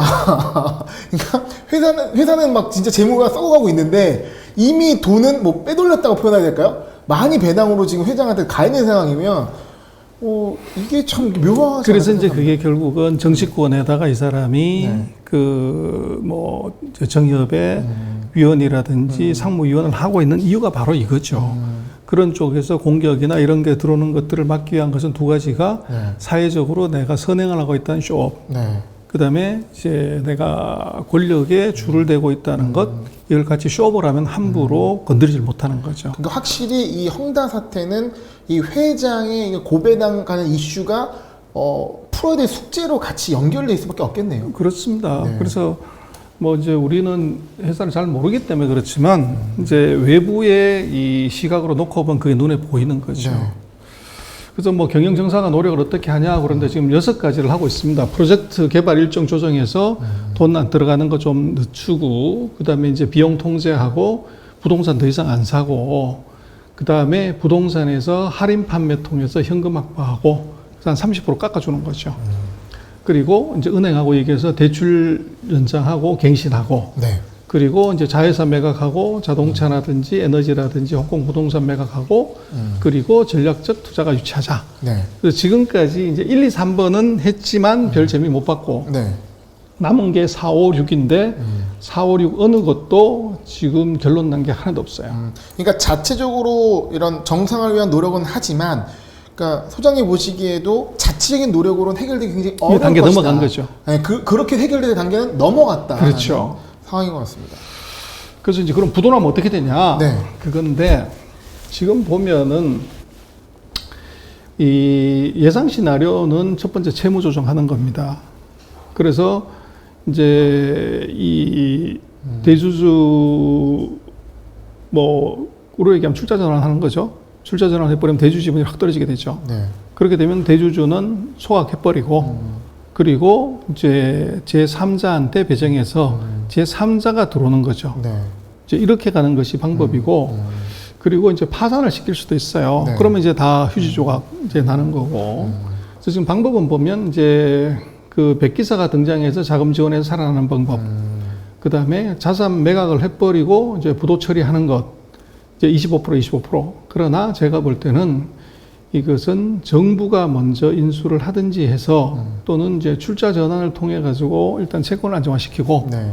그리고 거기서 이제 대주 지분 털어내고 전략적 투자가를 이제 데리고 와서 안정화를 시키는. 그래서 기업은 살리고 경영을 잘못한 경영자는 퇴출시켜버리는 그 구조로 갈 확률이 굉장히 높아 보여요. 네. 그래서 이제 그렇게 갈 수밖에 없는 것이 결국은 이게 지금 광동성에서 세금을 뭐 이게 세 번째 뭐 이렇게 내는 회사이기 때문에 그 성 입장에서도 이 회사가 부도나는 것이 고용 문제가 걸리고 또 세수 문제가 걸리고 또 지금 벌려놓은 부동산이 이것이 이제 중도에 스톱이 되게 되면 거기에 아파트를 청약한 사람들의 민원이 생기잖아요. 네. 그리고 다 거기다 매몰 비용이 돼버리니까. 그렇죠. 그래서 그렇기 때문에 이 회사를 없애는 것, 파산을 시키는 것은 국가적으로나 사회적으로 코스트가 너무 많이 들어요. 그래서 방법은 이 회사는 그냥 두고 경영진을 바꾸고 네. 손바꿈을 만들어내는 요렇게 갈 가능성이 대단히 높아 보이고요. 그래서 지금 이 회사의 현금 흐름이 뭐 현격하게 지금 1,400억에서 이제 868억으로 휙 떨어졌기 때문에, 그리고 이제 유동 자산 같은 경우도 이게 뭐 매출 채권, 재고 자산이 계속적으로 늘고 있어요. 그리고 이제 유동 부채는 1조 5천억이나 있고, 그래서 현실적으로 이 회사의 능력으로 지금 이제 벗어나기가 어려운 점이 있고요. 그 다음에 이제 우리가 하나 봐야 되는 것은 이게 이제 제2의 그 예를 들면 이제 리먼 브라더스 사태냐 이렇게 얘기를 하는데, 그래서 우리 이제 논리가 뭐냐면 이 회사의 지금 금액을 보면 제가 2021년 6월 상반기 기준으로 보면 부채를 써놨는데요. 이 유동부채가 1조 5천억인데 우리가 180원을 한 사람은 267조 원이에요. 네. 부채 총계가 거의 2조인데 334조 원이에요. 네. 그럼 우리나라 국가 예산이 600조 조금 넘는데, 네. 그럼 우리나라의 절반 예산을 이제 이 회사가 터지면은 이거 끝나는 거 아니냐. 그러니까 우리 느낌엔 나라 망하는 수준. 그렇죠. 그런 이제 논조로 중국을 바라보게 되고, 이게 이제 리만 사태하고 이 같다 이렇게 보는데, 네. 이건 이제 뭐가 우리가 좀 잘못 보냐 그러면 이게 헝다 뭐 우리 돈으로는 큰 돈이지만 중국의 총 대출이 얼마냐 그러면 302조 위안이에요. 그리고 그 중에서 은행 대출이 180조 위안이에요. 그래서 만약에 헝다가 부도나 가지고 다 대손 처리해 버린다 그러면 이 0.66% 전체 대출에, 그리고 은행 총대출의 1.11%대입니다. 그래서 0.66%, 1.11% 정도의 부실을 갖고 여기에 금융위기 온다? 이거 완전 넌센스죠. 절대 금액은 크지만 이 어떤 경제 결대 금액이라는 게 네. 우리나라 돈으로 환산해서 우리 기준으로 그렇다는 거고. 예산으로 따졌을 때 그렇죠. 1년 예산 따졌을 때 그런 거지만 실질적으로 이 전체 규모 대비 비율로 보게 되면 미미하다. 그러니까 감내할 수 있다. 그래 우리보다도 네. 뭐 경제 규모는 10배, 인구로 보면 30배 되는 네. 나라에 네. 그거를 그 숫자 곱해가지고 우리하고 비교하면 안 되죠. 뭐 그래서 그런 거죠. 치킨 몇 마리 뭐 이런 거로 환산한 거나 비슷한 거네요. 그렇죠. 네. 그래서 이게 300조라 하더라도 우리 기준으로 보면 10분을 나눠야죠. 30조 정도, 네. 30조 원 정도가 이제 거덜난다 이렇게 봐야 되고. 네. 그래서 이거를 이제 놓고 보면 결국은 이게 뭐 부동산주에는 단기적으로 악재예요. 네. 그러나 문제는 아까 보셨지만 광저우, 광동 지방에서 서로 경쟁이 되고 있는 부동산 회사는 화장실에서 웃는 거죠. 얘들 거 다 먹을 수 있으니까. 네. 그 중에 좀 알짜만 또 가져갈 수 있고. 그렇죠. 그래서 아마 이제 정부 입장에서는 광동성은 지분 참여를 해서 이 회사를 살리고 성 자체에서. 그렇죠. 예. 그리고 이제 회사들은 성내에 있는 아까 보셨지만 뭐 5개 빚가이가 있으니까 걔들한테 나눠주고 그리고 공사는 이제 그대로 진행을 시키는 네. 이제 그런 형태로 갈 가능성이 높아 보여요. 그리고 이제 아까 말씀드렸지만 이게 왜 그렇게 샥이 그렇게 크냐 뭐 이런 것에 대한 평가는 네. 지금 말씀드렸지만 화남 지역이 중국 전체 부동산 시장의 20%밖에 안 돼요. 네. 그리고 중국의 이 부동산 회사를 보면 상위 탑4가 점유율이 14%밖에 안 돼요. 그러면 다 터진다고 해도 14%는 4개 회사라 그러면 4, 32, 뭐 한 4% 내외잖아요. 전체 시장의 점유율이. 네. 그래서 이게 중국은 부동산 시장이 한두 개 기업의 과점 시장이 아니라는 거예요. 근데 우리가 간과하는 것은 우리 기준으로 거기다가 이제 180원 한일 곱했을 때 금액이 와, 천문학적이다 그러는데 그거는 중국에는 전체 시장을 봐야지 그걸 우리하고 절대 규모로 비교하는 건 말도 안 되는 얘기다. 그리고 또 1위 하던 기업이고 광저우, 홍다 그만큼 돈이 많은 기업이라고 생각하니까 또 과대하게 느낄 수 있겠네요. 그렇죠. 1위라고 하더라도 여기는 이제 점유율은 크지 않은 거죠. 네. 그래서 중국 같은 경우는 탑 10이 25%, 이게 탑 20 정도 돼도 시장 점유율이 37%밖에 되지 않아요. 그래서 이걸 가지고서 이제 그 제2의 리만이 온다고 하는 것은 굉장히 과한 해석이고 조금 더 두고 봐야 되겠지만, 네. 그리고 만약에 이런 상태라고 하면 주가가 이미 폭락을 해야죠.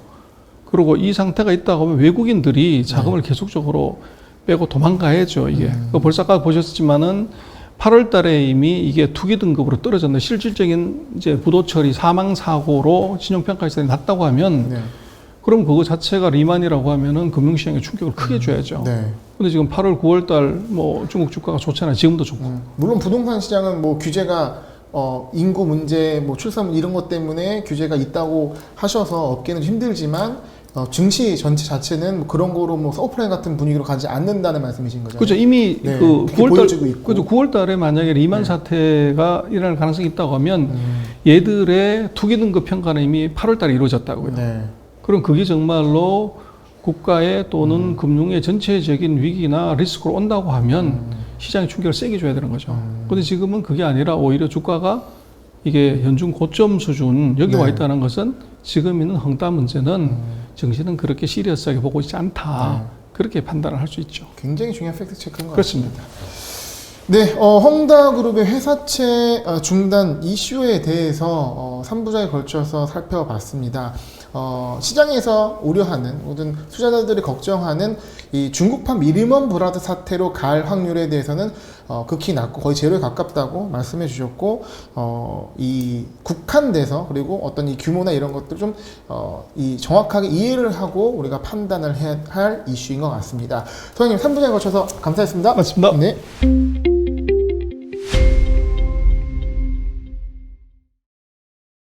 안녕하십니까 소장님. 안녕하십니까? 네, 추석 명절 잘 보내셨습니까? 네, 뭐, 이 헝다 부동산 때문에 난리였던 것 같아요. 예, 연휴 동안 뭐 어떤 시장 언론과 뭐 유튜브 마찬가지고요. 이 이슈가 상당히 지배를 했던 것 같습니다. 덕분에 저희 채널에 영상의 조회수도 많이 오르고 했는데 많은 분들이 헝다그룹 파산 이슈에 관심도 많으시고 걱정도 굉장히 많으신 것 같아요. 그런 것 같아요. 그래서 뭐 이번 헝다 사태를 보면 터진 거는 중국 안에서 터졌는데 네. 예, 물론 뭐 추석 연휴가 하루 끼이긴 했지만 이게 공포심리 또 주가 폭락은 홍콩이나 이 미국하고 유럽에서 더 크게 일어났던 것 같아요. 네, 또 그래서 휴장이기도 했었고요. 그렇습니다. 예. 그래서 뭐 개장하고 나서도 중국 증시는 뭐 견조하게 가는데 네. 오히려 서방 세계가 더 중국을 걱정하는 건가? 네. 이제 그런 의심이 들 정도로 네. 이제 뭐 그런 부도공포가 있었는데 한번 짚어보겠습니다. 왜 그랬는지를. 네. 그래서 그 사이 우리가 세 차례에 걸쳐서 그 헝다의 문제를 한번 짚어봤는데 그래서 결국은 뭐 이 풀은 바람 부는 방향으로 누워야지 바람 부는 반대 방향으로 일어서면 말라 죽는다. 이런 말이 있는데요. 지금 그게 딱 헝다한테 적용되는 말입니다. 그래서 중국의 정부 정책을 보면 2016년부터 시작을 해서 중국이 세 가지 부동산 정책, 의미 있는 헝다와 관련되는 걸 했는데 2016년 12월 달에 중국의 이제 중앙경제공작회의에서 공작 그러니까 무슨 간첩 뭐 이런 거지만 공작이라는 말은 그 중국어로 꽁쪼라고 하는 말을 그대로 이제 번역해서 그런 거고요. 우리로 치면 업무 계획입니다. 그래서 거기에서 무슨 얘기를 하냐면 부동산에 대해서는 그 집은 거주하는 곳이지 투기하는 곳이 아니다. 네. 그래서 2017년부터 이제 그 부동산 투기에 대해서 이제 엄격하게 단속을 시작을 합니다. 그래도 이제 부동산 가격이 안 잡히는 거죠. 그리고 특히나 이제 2020년에는 뭐 코로나 때문에 돈을 무지 풀었으니까 그래서 8월 20일 날 2020년에 중국 이제 우리 같은 건설부하고 그 한국은행이 건설 회사에 대해서 세 가지 요소는 절대 넘으면 안 돼 하는 가이드라인을 정합니다. 네. 그래서 레드라인을 말씀하시는 그렇습니다. 거죠? 네. 그래서 세 가지인데 부동산 회사가 자산 부채 비율 70% 이상 되면 안 된다. 그래서 부채 너무 많이 쓰지 말라는 거죠. 네. 그리고 순부채 비율은 100%이어야 되고 이제 세 번째가 중요한데 갖고 있는 현금이 단기 부채를 바로 갚을 수 있는 정도 100% 이상이 돼야 된다. 그래서 이 세 가지 조건은 반드시 지켜야 되고 이걸 이제 못 지키면 바로 이제 제재가 들어가는 거죠. 그래서 이게 이제 8월 달인데 이거 다음번에 이제 12월 31일 날 이제 은행감독원이 이제 은행을 주로 통제하는 은행감독원이 또 하나 정책을 발표를 합니다. 부동산 대출 비율 제한을 해버려요. 그래서 네. 이것은 뭐냐면 아까 말씀드렸던 그 레드라인은 부동산 회사, 건설회사한테 해당되는 것인데 이번에는 아파트를 사는 사람들을 제재가 들어갑니다. 그래서 네. 뭐 부동산 경기가 계속적으로 과열될 조짐이 보이니까 그래서 은행에서 대출해 주는 것 중에서 부동산 담보대출의 비율을 상한선을 정해버리는 40% 이상은 하지 마라. 그리고 작은 은행들 같은 경우는 예를 들어 12%, 큰 은행은 40%.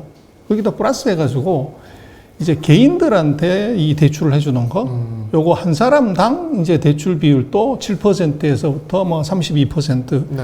요렇게 이제 한도를 확 낮춰버린 거죠. 그러니까 부동산의 공급 측과 수요 측을 모두 규제했다는 거네요. 그렇습니다. 네. 그렇게 되면 이제 아파트를 사고 싶어도 은행이 대출을 안 해주면 지금 우리도 비슷한 상황이지만 네네. 전세자금 대출을 안 해줘버리면 이 전세를 못 얻게 되는 거죠. 그래서 이제 이 두 가지 수요와 공급에서 이 둘 다 이제 제한 정책을 했고 그래서 이제 은행감독원이 그 연초에 공문을 날렸고 또 은행별로도 대출 한도가 이제 뭐 작게는 7%, 많게는 40%이 제한을 걸었다. 네.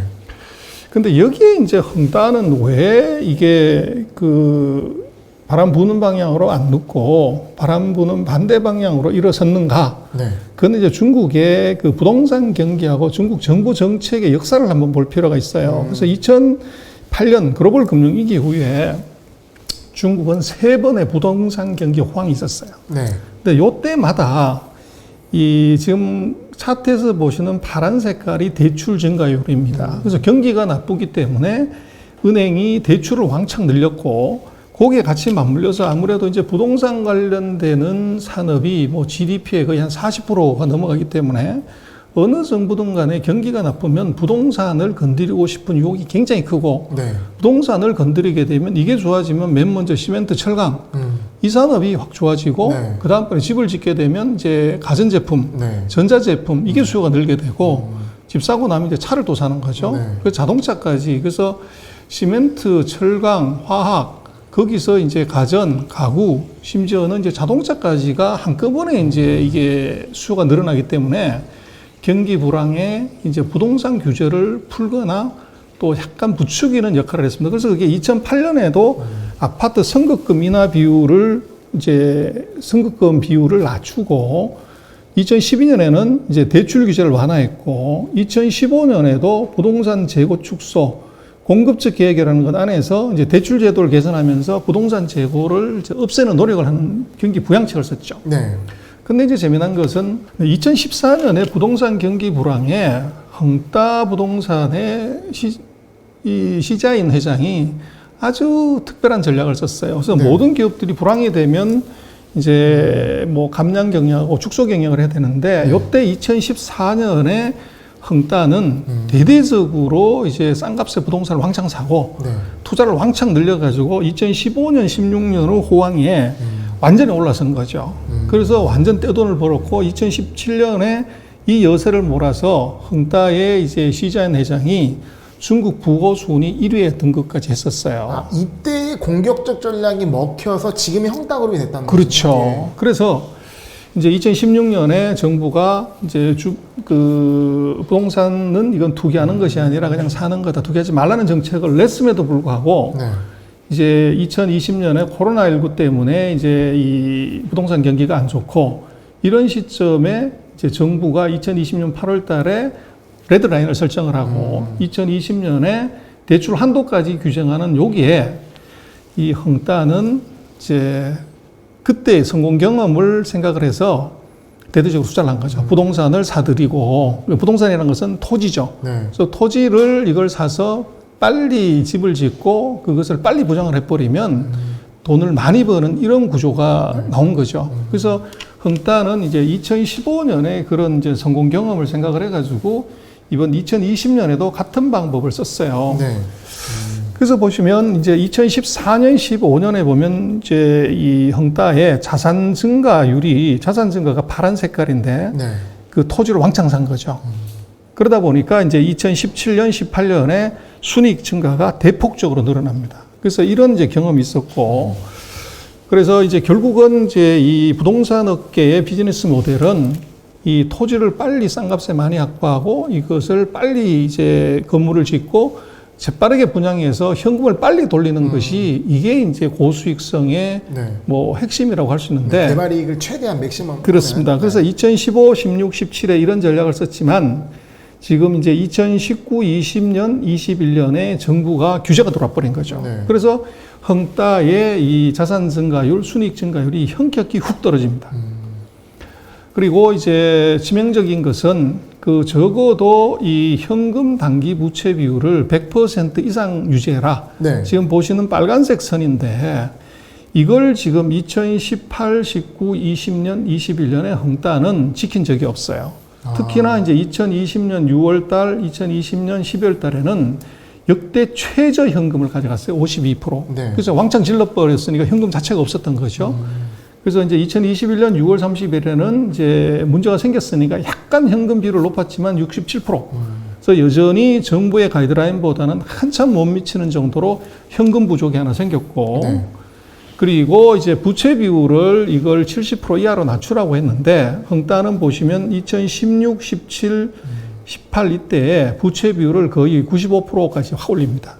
70%가 기준선인데, 그리고 그 이후에도 2018년, 19년, 20년에도 부채 비율을 크게 떨어뜨리지 않았어요. 네. 그래서 정부가 이게 부채 비율을 낮추고 안정화를 하라고 하는데도 이게 임계치 보다가 월등히 높은 수준을 계속 유지해서 계속 땅을 샀던 거죠. 네. 그래서 이제 2020년 하반기, 2021년에 들어서 헝다에 대해서 이제 정부가 와닝 사인을 보낸 거고, 그래서 70%라고 하면 이제 계산을 해보면 부채 비율이 350%를 넘어가면 안 되는데, 네. 지금 보시면 이제 2019, 20, 21에 헝다는 특히 2020년 6월 달에는 정부가 그렇게 범처럼 나대는데도 부채 비율이 627%까지 올라갔어요. 그러니까 앞에 보면 말씀하신 대로 2016, 2017년에 부채비율 상당히 높였지만 네. 워낙 이때가 투자가 성공해가지고 이후에 부채비율 확 줄었는데 그렇죠. 이번에도 부채비율 높았는데 여기서는 해결이 안 된 상황이에요. 여기서는 이제 정부가 가이드라인을 줘버린 거죠. 예. 부채 비율을 낮추라고 했는데 이 헝다는 못 낮춘 못 거죠. 낮춘 상황. 이미 이제 부동산에 돈이 다 들어가 버렸고 돈은 왕창 빌렸고.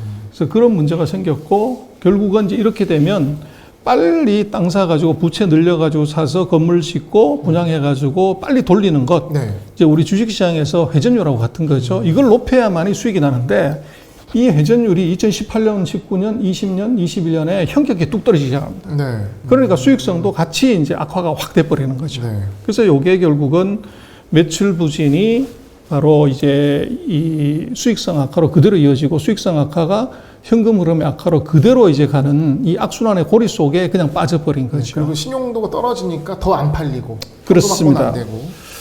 그리고 이제 지금 뭐 부채 비율이 아까 보셨습니다만은 뭐 700%, 600%까지 갔고 지금 조정은 해도 470% 수준인데 사실은 이 현금 그 부채 비율이 높다고 하는 것은 턴오버만 빨리 이루어지면 뭐 크게 문제가 되지 않습니다. 네. 그런데 문제는 현금 흐름이 이게 부채 비율은 높은데 현금 흐름이 안 돌아가면 흑자도산하는 거죠. 거기에 지금 이제 부동산업에 문제가 되는데 그리고 이제 흥따그룹은 이 부동산 본업 말고 2016년 뭐 이때 돈을 많이 벌었으니까 이게 문어발 확장을 합니다. 네. 그래서 뭐 자동차, 네. 스포츠, 건강, 첨단 기술, 이제 음식료까지 나간 거죠. 근데 이 새로운 신규 사업에서는 돈 버는 데가 한 군데도 없습니다. 다 적자. 다 적자고 현금 흐름이 계속 나빠지고 특히 네. 자동차 같은 경우는 뭐 거의 500억 위안 이상 이제 돈을 퍼넣었지만 차가 아직 안 나왔죠. 그러니까 사업 다각화가 돼서 이럴 때 부동산이 안 좋을 때 버팀목이 돼야 되는데 오히려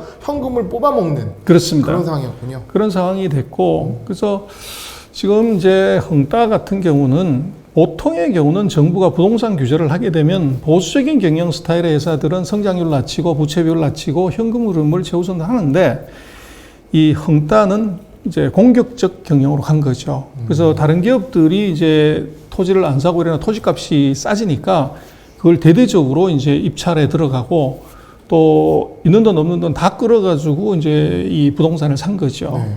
산 건데 문제는 이게 이 정부가 그 규제를 더 강화를 해버린 겁니다. 그게 이제 흥따가 예전에 가졌던 추억에서 오판을 한 거다. 그래서 정부가 부동산 규제 이것들이 바로 이제 이 경기 부양책으로 나올 거라고 보고서 질렀는데 이게 반대로 가버렸다는 거죠. 그래서 이제 흥따 같은 경우는 빨리 유턴을 해야 되는데 문제는 이미 뭐 축구단부터 시작을 해가지고 이게 문어발식 확장을 많이 했고 특히 최근에 이제 언론에 보도되고 있는 이제 뭐 일반 시민들이 흥따 본사에 몰려와가지고 데모하고 난리치는 것은 흥따가 이게 정규적인 이 은행 말고 네. 소위 말하는 그림자 금융 자기네가 이제 투자회사를 만들어서 네.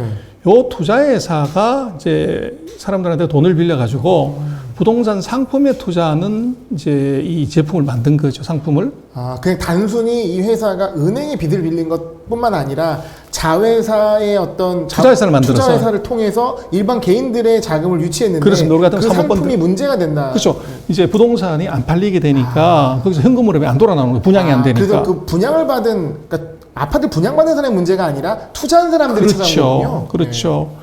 그래서 우리 같으면 이제 부동산 신탁회사가 예를 들면 펀딩을 받았는데 네. 그 투자한 회사들이 전부 이제 예를 들면 이 흥따에 관련되는 회사한테 투자를 냈고 일종의 부동산 사모펀드 같은 개념이에요. 그렇죠. 그런 개념인데 이게 지금 아파트 분양이 안 되니까 현금 흐름이 안 들어오게 되고 네. 만기가 돼도 돈을 못 돌려주는 그런 문제가 발생해요. 그래서 내 돈 달라고 네.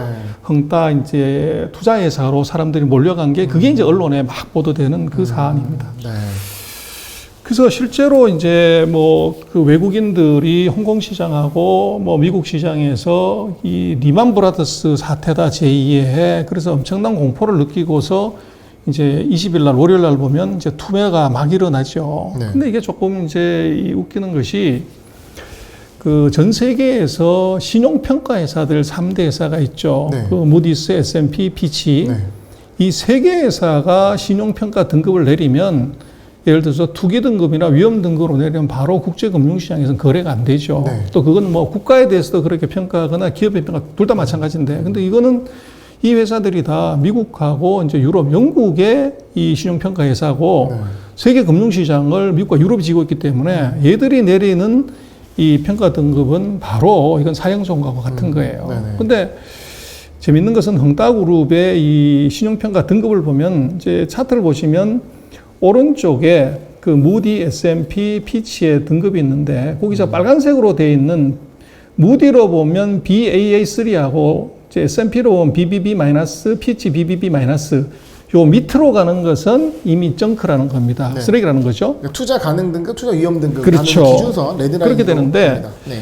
6월 22일 날 피치가 신용 등급을 B로 내리면서 네거티브 부정적 의견을 냈고 네. 6월 30일에 무디스가 B2를 냈는데 이렇게 네. 되면 이것은 투기 등급입니다. 네. 그리고 이제 7월 26일 날 S&P도 B-로 갔는데 S&P의 B-면 요것은 역시나 투기 등급이에요. 네. 그래서 이미 이렇게 되면은 그리고 7월 28일 피치는 이게 CCC로 이제 낮췄는데 이거는 뭐 엄청난 리스크가 있다. 이렇게 이제 한 거죠. 그렇게 놓고 보면 이미 7월 말에 네. 세계 3대 신용평가에서는 헝다에 투자하면 안 된다. 네. 이렇게 이미 판정을 내린 거고.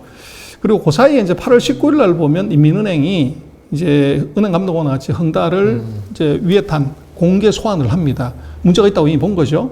그리고 9월 7일 날 무디스가 신용평가 등급 중에서 최하위 등급 C등급을 줍니다. 네. 그렇게 되면 이것은 부도라는 얘기예요. 그리고 9월 8일에 피치가 헝다 등급을 CC등급을 주는데 CC등급은 이것은 거의 이미넌트 디폴트다. 곧 부도가 이제 날 회사하고 채무 상환 능력은 없다. 이런 등급이에요. 그리고 이제 9월 8일 날 헝다는 9월 20일 날 도래하는 두 개의 이제 대출 채권에 대한 이자를 지금 지급할 수 없다는 이제 발표를 합니다. 네. 그리고 이제 9월 15일 날 S&P도 등급을 CC로 평가를 해요. CC는 거의 부도가 바로 코앞이다. 이런 평가입니다. 그렇게 보면 9월 7일, 8일, 15일에 이미 세계 3대 신용평가 회사가 네. 신용 사망 선고를 내린 거죠. 그래서 이제 9월 9일 날 보면 헝다 주가는 이제 이 2009년인가요? 상장했을 때 발행가를 밑으로 갔고 그런데 한참 있다가 9월 20일 일주일 뒤에 헝다 주가가 폭락하면서 시장이 이제 공포로 들어갑니다. 보통 이제 회사채 시장이 굉장히 민감하기 때문에 이런 뉴스가 나오면 뭐 물론 주가 빠졌지만 훨씬 더 바로 반응할 텐데 이게 왜 이렇게 시차가 있는 걸까요? 그래서 이제 이게 그 미스테리인데요. 네. 결국은 이제 3대 신용평가 등급을 보면 S&P, 무디스 다가 그 near default 네. 그리고 이제 리커버리 하는 possibility가 없다. 그리고 이제 디폴트 부도 상태다. 이런 등급을 다 줬어요.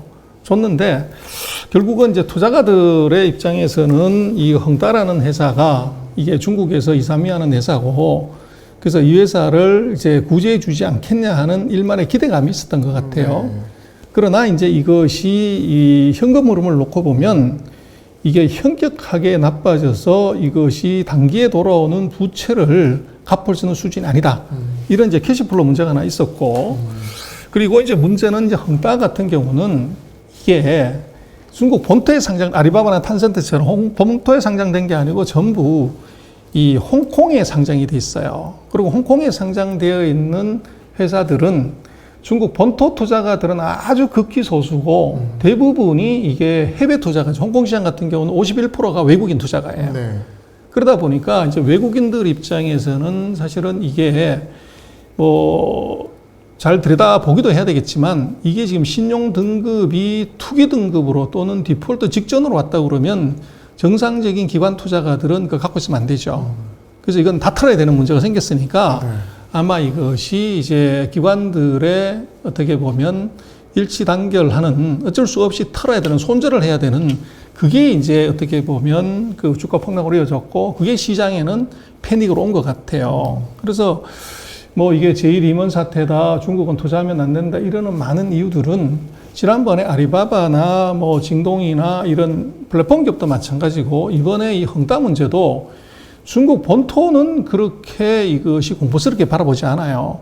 그 이유는 이게 전부 해외에 상장돼 있고 부도나면 중국인들이 본토인이 손해를 보는 것이 아니라 해외 투자가가 손해를 본다는 거죠. 그래서 오히려 외국에서 더 민감히 반응했다는 그렇습니다. 네. 그리고 이제 나중에 다시 또 한번 말씀을 드리겠습니다만은 이거 중국을 잘 모르기 때문에 야 헝다가 부도나면 다른 회사들도 부동산 회사가 그러면 나머지 회사를 다 부도나는 거 아니야? 네. 그렇게 되면 중국 부동산이 다 이제 문제가 되고 그러면 거기에 대출해주는 회사들도 은행이나 금융기관도 다 부도나는 거 아니야? 이런 이제 공포 심리가 같이 작용을 한 거죠. 지금 유튜브 영상 댓글에도 그게 제일 많거든요. 그러니까 이게 저희가 뭐 헝다 그러니까 350조라는 규모가 크지만 그것이 뭐 전체 시장에 봤을 때 혹은 또 이 부동산 업계 자체가 굉장히 파편화돼 있고 점유율 자체가 작기 때문에 해결 가능한 수준이다. 뭐 이렇게 말씀드렸지만 이게 하나로 끝나는 것이 아니라 부동산 업계가 연쇄적으로 부도하는 거, 그리고 부동산 업계 연결되는 금융 시장이 함께 부도해서 금융 리스크가 생기는 거냐, 이걸 많이 물어보시더라고요. 그렇습니다. 그게 이제 핵심인데 아마 그 우리가 시리즈 세 번째인가에 거기에 보면 네. 그 레드 라인에 세 개가 다 들어간 데서 헝다가 두 번째로 들어가 있고 지금 중국의 대형 예를 들어서 망과라든지 이 비구이원, 벽계원 뭐 이런 회사들은 거기에 들어가 있지 않아요. 네. 그래서 이제 헝다만 사실은 대형사 중에서는 거기에 이 위험 수준의 경고 사인이 들어가 있는 거죠. 그래서 나머지들은 아까 말씀드린 것처럼 정부의 정책 가이드라인에 이 순응해서 부채 줄이고 성장률 떨어뜨리고 현금 흐름을 확보했고 네. 헝다는 아까 말씀드린 것처럼 그 시자인 회장이 상황을 이걸 반대로 해석을 해서 네. 오히려 배팅을 했던 더 거죠. 악화시킨. 그렇습니다. 네. 그래서 이 문제는 헝다의 문제지 부동산업 전체의 문제다 이렇게 보기는 이건 좀 어렵다는 겁니다. 그때 한 가지 또 근거로 들어줬던 것이 그 부동산 업계 점유율 말씀하셨는데 그러니까 이게 부동산 업계 전반적으로 어렵긴 하지만 이게 헝다가 점유율 유지한 채 빠진 게 아니라 헝다가 좀 많이 점유율을 잃는, 그러니까 한 개별 기업의 문제로 볼 수 있는 어떤 데이터도 보여주셨잖아요. 그렇습니다. 그래서 이제 헝다가 금년 8월 때까지 데이터를 보면 대략 한 5% 정도 점유율을 가져요. 네. 중국 부동산 시장에서. 네. 그래서 넘버 3 정도인데. 그래서 그 정도가 이제 이 만약에 문제가 된다고 하면 그 타격의 폭은 그 정도라고 볼 수가 있죠. 그러나 물론 이제 이것이 다음 시간에 말씀을 드리겠습니다만은 그 하청 업체들 이것들의 연쇄 부도가 일어날 수가 있고 더 이제 리스크는 그런 연쇄 부도가 일어났을 때 이 네. 은행들이 선제적으로 다른 부동산 회사들의 대출도 선회수하는 문제가 생길 수 있어요. 이렇게 되면 전체적으로 확산을 하게 되는 거죠. 그러나 지금까지의 단계로 놓고 보면 이것은 해외에서 공포를 많이 느끼는 것은 헝다는 해외에 상장돼 있기 때문에 그렇고 네. 외국 투자가 많이 투자를 했고. 그러니까 해외가 더 크게 느끼는 겁니다. 중국 본토 투자가는 거의 없다는 거죠. 네. 그리고 이제 이 정책의 이 피해자는 헝다가 대표적이고 나머지 다른 빅가이들은 헝다하고는 정반대 정책을 썼다는 겁니다. 아, 그 레드라인을 준수하는 쪽으로 방향을 그렇죠. 썼다는 그래서 말씀이시죠? 헝다를 제외한 나머지 빅가이들은 네. 그런 피해를 이제 볼 가능성이 대단히 낮다. 네. 이제 그렇게 볼 수가 있습니다. 그래서 뭐 관심사는 헝다를 저걸 이제 오늘 뭐 그 두 건의 저 23일에 만기가 도는 이제 이자 채권 지급을 못하면은 이제 부도가 난다고 그랬는데 헝다가 이걸 이제 갚겠다. 네. 그렇게 얘기하는 바람에 이제 오늘 시장이 조금 안심을 하고 있는 상황이긴 하지만 네. 그렇다고 해서 이것이 문제가 해결된 건 아니죠. 그래서 결국은 헝다 문제는 이것이 부도 처리 쪽으로 방향을 잡아야 되는데 네. 이거 어떻게 처리하는지, 그래서 부도가 나면 말씀하신 것처럼 금융기관으로 리스크가 전이될 수 있는 위험성 네. 이런 게 분명히 있다는 거죠. 그러나 중국의 경우는 이 헝다 부동산 말고 지금 2021년에 두 개의 회사를 네. 이미 부도 처리에 대기업을 네. 그게 첫 번째가 해남항공이고 두 번째가 화샤싱푸라고 하는 부동산 회사입니다. 네. 요걸 어떻게 처리했나를 보면 앞으로 헝다 부동산의 부도 처리도 어떻게 하는지를 알 수가 있습니다. 이건 다음 시간에 말씀드리겠습니다. 그거 굉장히 중요할 것 같습니다. 저희가 연휴 기간 동안에 뉴스가 터지면서 어떻게 대응할 수도 없고 공포심이 많이 높아졌는데 사실 전일 이제 미국 증시도 그렇고 좀 해결 국면을 간다고 하면서 좀 반등을 한 그림이 나왔거든요. 물론 여기서 끝난 것이 아닐 겁니다. 그거 앞으로 어떻게 될지 다음 시간에 한번 자세히 살펴보도록 하겠습니다. 네. 소정 오늘 감사합니다.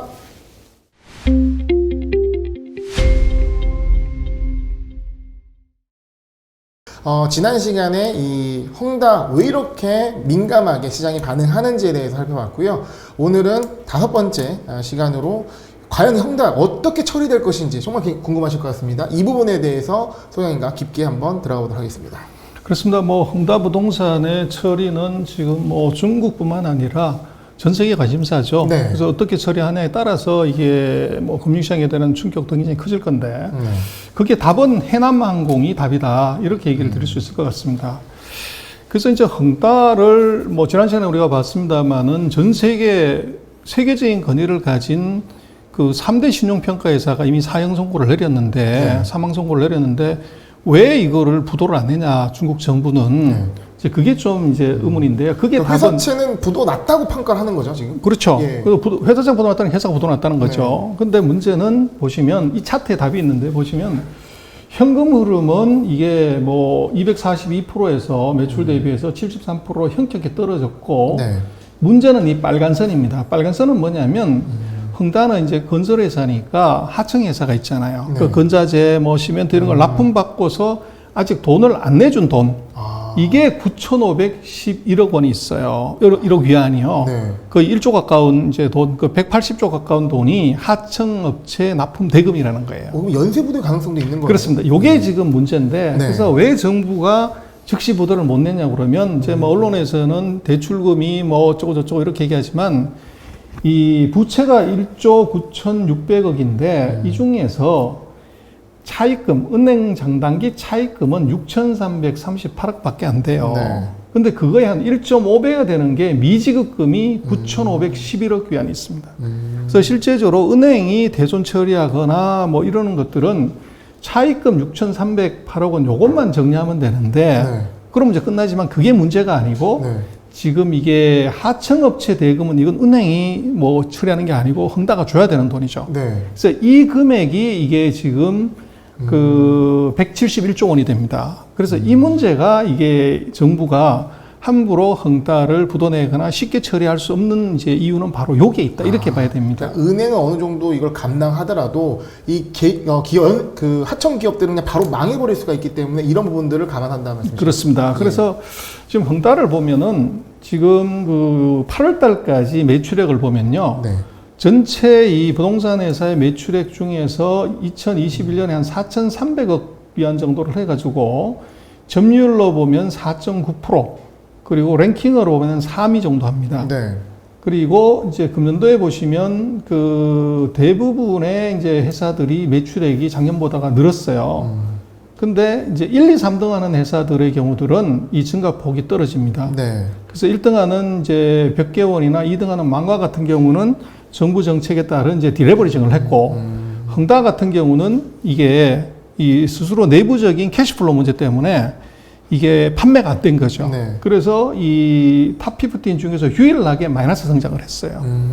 그래서 그 전체적인 영향은 만약에 헝다가 부도나서 완전히 다 턴다고 하더라도 네. 부동산 업계에서 한 5% 정도 점유율밖에 안 된다. 그리고 요거는 이제 뭐 프로젝트 파이낸싱 뭐 다 한 거고, 순수 자기 돈으로 투자한 걸 보면 헝다가 1등이에요. 그래서 돈을 많이 끌어서 자기 돈으로 질렀는데 요거는 점유율이 한 6.6% 됩니다. 네. 그래서 이것도 마찬가지로 이제 유일하게 상위 15개 회사 중에서 매출액이 감소했어요. 그래서 이건 이제 금융위기, 신용위기를 감안한 거죠. 그러니까 사이즈는 큰데 성장이 떨어졌다는 말씀이죠? 그렇죠. 예. 그래서 그거는 이제 떨어졌다는 이유가 사람들이 부도 소문이 돌기 때문에 그 회사 아파트를 안 산 거죠. 그래서 지금 이제 헝다의 채무 만기 도래액을 보면 2022년, 2023년에 만기가 많이 돌아와요. 그래서 한 2조 위안 중에서 이게 이제 2023년에 가장 많이 돌아오고, 네. 그다음에 이자 지급일 또 보면은 이제 23일 오늘 지금 돌아오는 게 있고, 요건 이제 갚는다는 건데, 요게 끝이 아니고 네. 이제 10월 달에 이게 148억짜리가 하나 있고, 연말에 2억 5,500만 불의 이자 지급 일정이 있어요. 그래서 이번에 갚는 1억 1,900만 불보다도 더 큰 것이 이게 이제 10월 달에도 있고 12월 달에 있다는 거죠. 아, 그래서 연말까지 봐야 된다는 게 이것 때문이군요? 그렇습니다. 예. 그래서 이게 이제 문제가 되는데, 그래서 하여간 어쨌거나 지금 그 헝다 문제는 차입금보다는 미지급금이 더 문제다. 그래서 차입금은 이게 2,400억, 뭐 3,300억, 단기로 갚아야 되는 건 2,400밖에 되지 않지만 미지급금은 이거 9,500억이 넘는다는 거예요. 네. 그래서 이제 역대로 중국이 민영 대기업을 부도 처리한 게 보면 바오샹 은행이라고, 그 이것도 예전에 한국에서 뭐 난리를 쳤는데, 이 내몽고 쪽인가 그쪽에 있는 그 지방은행이에요. 네. 이 회사가 부도나면 뭐 그때 평가를 했더니 중국의 은행들이 뭐 4,000개, 5,000개가 부도난다. 그래서 중국에 금융위기 온다 이런 얘기들이 유튜브 찾아보시면 무지하게 많아요. 네. 그때 5,200억 터졌는데 지금 중국 여전히 바오샹은행은 멀쩡하게 이제 그 영업하고 있고 네. 해남항공 말씀드린 것처럼 7천억 위안 정도 터졌는데 네. 지금 여전히 이제 상장된 회사로 있죠. 네. 그다음에 롱추왕 중국이라고 한 4등에 하는 회사가 한 1조 정도 있었고 이번에 헝따가 한 2조 정도 됩니다. 그래서 이제 헝따는 그 역대 부도회사 중에서는 부채 규모로는 가장 커요. 그래서 이 회사들은 그럼 어떻게 처리할 거냐는 거 보면 해남항공이나 이제 바오샹은행이나 이 롱추왕 집단 같은 이 회사들의 경우로 같이 보면 되는데 네. 해남항공이 이제 가장 최근에 부도가 났는데요. 그래서 해남항공도 보면 지금 왼쪽에 차트를 보시면 현금 흐름이 급속도로 나빠집니다. 그리고 이제 단기 채무의 비중이 뭐 95% 가까이 되고요. 네. 그래서 2015년에서 17년 동안 해남항공이 아주 적극적으로 공격적인 투자를 해요. 그러다가 이제 2017년 유동성 위기를 맞고 2018년에 자구 노력을 했지만 이제 역부족입니다. 그래서 2020년에 해남성 정부가 개입을 해요. 그리고 2021년 1월 달에 파산 선언을 하고 구조조정을 들어가고 2021년 3월에서 5월 사이에 이제 복성 상해 푸싱그룹하고 IGN그룹이 이제 전략적 투자로 돈을 집어넣고 이제 9월 달에 이 지금 야오닝 빵다 그룹이라는 회사가 이제 이 지분을 인수해서 이제 대주주로 네. 들어가게 됩니다. 그래서 지금 해남항공을 보면은 그 회사를 4개로 갈라요. 항공 분야, 공항 운송 분야, 금융 분야, 상업 분야 이렇게 나눠서 항공 분야는 이제 그 랴오닝 빵다 집단이 인수를 해서 대주주가 되고 공항 이거 운영한 해남 공항 운영은 해남 발전 홀딩스라고 하는 회사를 네. 해남성이 만들었어요. 얘가 이제 인수를 해버리는 거죠. 네. 그리고 금융이나 상업 부분은 이제 해남항공의 원래 분야가 아니기 때문에 요거는 아직도 이제 회사는 분리하지만 전략적 투자가를 찾고 있고 그리고 부동산이나 이제 은행업 이런 것은 다 정리 매각을 이제 하고요. 그리고 이제 중요한 것이 바로 지분 구조 조정인데 기존에 있던 주주 해남항공의 이제 65% 지분을 가진 대주주 지분은 경영 책임을 물어서 소각을 해버리면 제로를 만들어 버립니다. 그리고 이제 새로운 대주주 예를 들면 야오닝 빵다 집단이 이제 제3자 배정을 통해서 지분을 갖고 들어와서 얘가 일대 주주가 되는 거죠. 그래서 대주주가 바뀌는 겁니다. 회사는 그대로 있고. 그렇죠. 예. 그리고 이제 화샤싱투 같은 경우는 이제 그 화북성에 있는 우리 같은 경기도에 있는 대표적인 부동산 회사인데 이 회사도 마찬가지로 영업상 현금 흐름이 대폭적으로 나빠져요. 네. 그러다가 이제 부도가 나는데 어떻게 했냐 그러면 먼저 대주주가 자금을 집어넣어요. 네. 근데 이것 갖고 부족해서 전략적 투자가를 이제 유치를 하고 자산 매각하고 이제 이렇게 했지만 역시나 부족해요. 네. 그래서 하북성 정부가 이제 개입을 합니다. 그래서 자금 지원하고 정책 지원을 하고 금년 2월 달에 채무조정위원회를 설립을 해요. 그리고 여기서 이제 이 채무조정을 실시하면 채무조정을 실시한다는 것은 부채를 채권자들 모아놓고 어차피 돈 못 주니까 깎아줘라. 탕감해줘라. 네. 그리고 이제 예를 들면 그 부채는 이제는 이자를 못 내니까 이걸 출자 전환해라. 이런 걸 하는 게 바로 채무조정위원회입니다. 네. 그래서 이제 금융당국이 일부 자산 매각하고 프로젝트도 파는 수 있는 건 팔고 그리고 일부 부채를 조정을 해줘라. 그래서 예를 들어 100억 있으면 20억은 네가 손실 보고 감액해줘라. 그리고 예를 들면 그 80억에 대해서는 주식으로 전환을 해라. 이제 이런 식으로 조정을 한 거죠. 그래서 금융당국이 나서서. 그렇죠. 예. 그래서 이제 중국의 그 민영 대기업의 부도 처리를 어떻게 하냐 그러면 결국은 1단계, 2단계, 3단계를 가게 됩니다. 1단계는 기업의 자구 노력, 대주주가 자금 집어넣고 자산 매각하고 전략적 투자를 유치를 하는데 네. 이래도 해결이 안 되면 2단계로 지방정부가 개입을 하게 돼요. 네. 그리고 지방정부가 돈도 집어넣고 이제 은행들한테 자금도 공급하게 하고 그렇게 되면 이제 정부가 이게 관여했다고 하면 시장이 일단 안심을 하는 거죠. 아, 이제 더 이상 나빠지지는 않겠구나. 근데 이제 관심은 이거죠. 그런데 왜 중앙정부가 관여를 안 하고 네. 지방정부가 아까 화샤싱푸도 그랬었고 해남항공도 해남성정부하고 합성정부가 들어와서 구조조정을 하는 거죠. 네, 맞습니다. 근데 이게 보면 2021년 4월 8일에 국무원의 금융위원회가 이런 이제 결정을 내립니다. 지방금융에 리스크가 생기는 것은 1차적인 책임자는 중앙정부가 아니라 지방성 정부다. 그래서 지방성 정부가 맡아서 처리를 하라는 거죠. 네. 그리고 지방성 정부가 이제 자금 지원하고 뭐 이런 걸 해야 되는데 돈이 없으니까 그럴 경우에는 지방성 정부가 요청을 하면 중앙은행이, 인민은행이 돈을 대출을 해주는 겁니다. 그래서 이런 방식을 통해서 지방 정부가 해결을 하는 방식으로 이제 가게 해결의 되죠. 주체가 되게끔. 그렇죠. 그래서 네. 일단은 지방 정부가 들어왔다고 하면 이거 무조건 해결이 되는 거죠. 정부가 들어오면 비슷하다는 그렇습니다. 말씀이신 거죠? 그래서 3단계가 되면 이제 지방 정부가 들어와서 시장을 안심시키고 운영자금 제공하고 사업부를 이제 정리를 하고 나면 3단계로 채무조정위원회를 만듭니다. 그리고 이제 기업 자산 부채를 조정을 하는데 이때 바로 채무조정위원회라고 하는 것은 이 주식은 대주주의 주식은 요건 소각해버리고 이제 없애버리고 대신 채권에 대해서도 이자 지급을 못하게 되니까 요거를 출자 전환하고 그리고 제3의 전략적 투자가를 모셔오는 것 네. 이제 그렇게 해서 자체 자금 능력을 확보하는 것 요게 이제 3단계로 가게 돼. 그렇게 되면 이제 회사가 살아나면 제3의 그러니까 대주주가 바뀐 상태에서 회사가 다시 살아서 가는 네. 요런 3단계 구조를 간다는 거죠. 그래서 지금 헝다 같은 경우는 지금 1단계 기업 자국 노력 단계에 있습니다. 그래서 이게 부족하게 되면 바로 이제 아마도 광동성 정부가 여기에 관여하게 됩니다. 심천에 있기 때문에. 네. 그리고 광동성 정부가 들어오게 되면 일단 시장은 안심할 수밖에 없고 그러나 문제는 이게 광동성 정부가 들어왔다고 하는 것은 기존 주주들 채권자는 무조건 손해봐야 됩니다. 그리고 이제 회사를 살리기 위해서 기존 채권자하고 주주들이 손해보는 전제 하에서 제3의 투자가를 만들어서 이제 대주주를 바꿔버리는 거죠. 네. 그래서 지금은 헝다는 1단계에 와 있다는 얘기고 네. 그래서 지금 이제 왜 헝다가 해외 투자가한테는 큰 공포냐 그러면 말씀드린 것처럼 중국 대기업의 부도 처리는 자구 노력, 지방 정부 개입, 자산 매각, 부채 구조 조정 그리고 전략적 투자가 유치를 하면서 기존 주주의 지분율을 빵을 만들어 버리는 대주주 교차가 생깁니다. 근데 이게 이제 투자가 입장에서는 왜 공포냐 그러면 지난 시간에 우리가 왔습니다만은 이게 중국 내부는 조용한데 홍콩이나 이제 미국이나 유럽의 투자가들이 더 깜짝 놀란 것은 바로 첫 번째 채권을 갖고 있는 채권 투자가는 부채 구조 조정 안에 들어가게 됩니다. 네. 그러면 이제 채무를 100억 갖고 있으면 예를 들어 50% 쳐라. 50%를 감면해 버리면 원금이 50% 날아가는 거죠.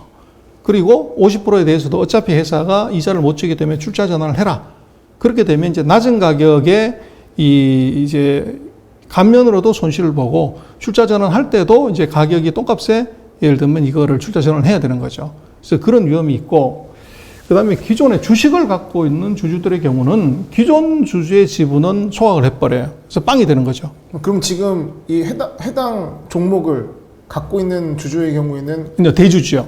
대주주. 대주주 지분은 소액주주들 말고. 그렇죠. 대주주 지분은 소각을 해버리고 네. 새로운 이제 제3자의 민간 대주주가 들어오게 되는 거죠. 지금 투자하고 있는 개인 투자자들 얘기하는 것이 아니라 그렇죠. 60% 이상 갖고 있다는 시자인의 그 지분을 소각해버리고 그것을 이제 전환시킨다는 그 말씀. 대체를 하는 제3의 전략 투자가가 현찰을 갖고 들어오는 거죠. 네. 그래야 회사가 현금이 있어야 돌아가니까 네. 그렇게 가는데 문제는 이제 기존 투자가들 입장에서는 이것이 제3자 배정 유상증자죠. 그래서 이 부분이 하나 있고 두 번째는 부채, 채권을 갖고 있는 투자가들이 네. 그 채권을 주식으로 전환해버리면 주식 숫자가 늘어나는 거죠. 희석되겠네요. 그렇죠. 희석이 되는 문제가 있고 또 채권으로 전환한 사람들이 주식시장에서 팔아버리면 네. 물량 압박이 또 생기는 거죠. 네. 그래서 주식 투자가도 당연히 이것이 손해를 보게 되고 네. 채권 투자가도 당연히 손해를 보기 때문에 지금 3대 신용평가회사가 거의 부도 등급이라고 내리는 순간에 해외 투자가들은 멘붕에 빠질 수밖에 없는 거죠. 네. 그게 이제 해외 투자가들이 공포에 떨었던 가장 큰 이유다. 근데 이제 그 관심사 하나는 그러면 이 세계적인 관리를 가진 세계 3대 신용평가회사가 다 이미 부도라고 판정을 내렸는데 네. 왜 중국 정부는 이거를 부도를 네. 이걸 안 내고 있냐 이거죠. 질질 끄냐 이거예요. 네. 부도 아닌 부도라고 봐야 되나요? 그렇죠. 네. 근데 뭐 주가를 보거나 뭐 신용평가 등급을 보면 이건 이미 실질적인 부도고 살아날 가능성이 없단 말이에요. 그래서 네. 그 이유는 뭐냐면 첫 번째는 이제 부동산 기업들 길들이기를 확실하게 할 수 있습니다. 정부 정책에 반하면 어떤 이제 일이 벌어지는가를 이 샘플로 보여줄 수가 있고 두 번째로는 중국 정부가 이제 공동 부유론을 얘기를 하면서 부동산 가격을 안정시키겠다. 네. 그리고 이제 그 3자녀를 갖게 하는 데 있어도 최대 난제가 사교육비하고 부동산 가격인데 네. 이걸 이제 활용하는 데 있어서 헝다를 쓰게 되면 뭐 세 번째에 랭킹 올라간 회사가 이게 부도가 날 정도다 그러면 사람들이 부동산에 대한 선호도가 좀 떨어질 수 있어요. 부동산을 안정화시키는 굉장히 주요한 그 예. 효과가 있어요. 그리고 또 하나는 뭐 지난주에 우리가 그 영상을 하나 내보냈지만 이게 공동 부유론의 또 하나는 기업의 부채를 낮추고 이것이 증시로 자금을 끌어들여야 되는데 네. 지금 흥다 사태가 아이러니하게도 부동산에 몰려가 있는 돈을 증시로 끌어오는 효과가 있어요. 그래서 지금 아파트 분양받다가 저거 회사가 부도 나서 완공이 안 되면 내 돈 깨지는 거 아니야. 네. 그리고 이제 아파트 관련되는 부동산 관련되는 금융상품에 네. 재테크 상품에 돈 넣었다가 원금을 못 돌려받으니까 거기에 돈 넣으면 안 돼. 네. 그럼 어디로 오냐? 주식시장으로 돈이 오는 거죠. 새로 상장되는 거에 투자해. 그렇습니다. 예. 그래서 보면 최근에 거의 한 40일 가까이 중국 증시의 거래 대금이 조 단위가 넘어가는 것, 네. 이건 바로 이것 때문에 그런 거죠. 그래서 흥다를 한편으로 보면 이것은 굉장히 이게 비관적인 상황처럼 보이지만 네.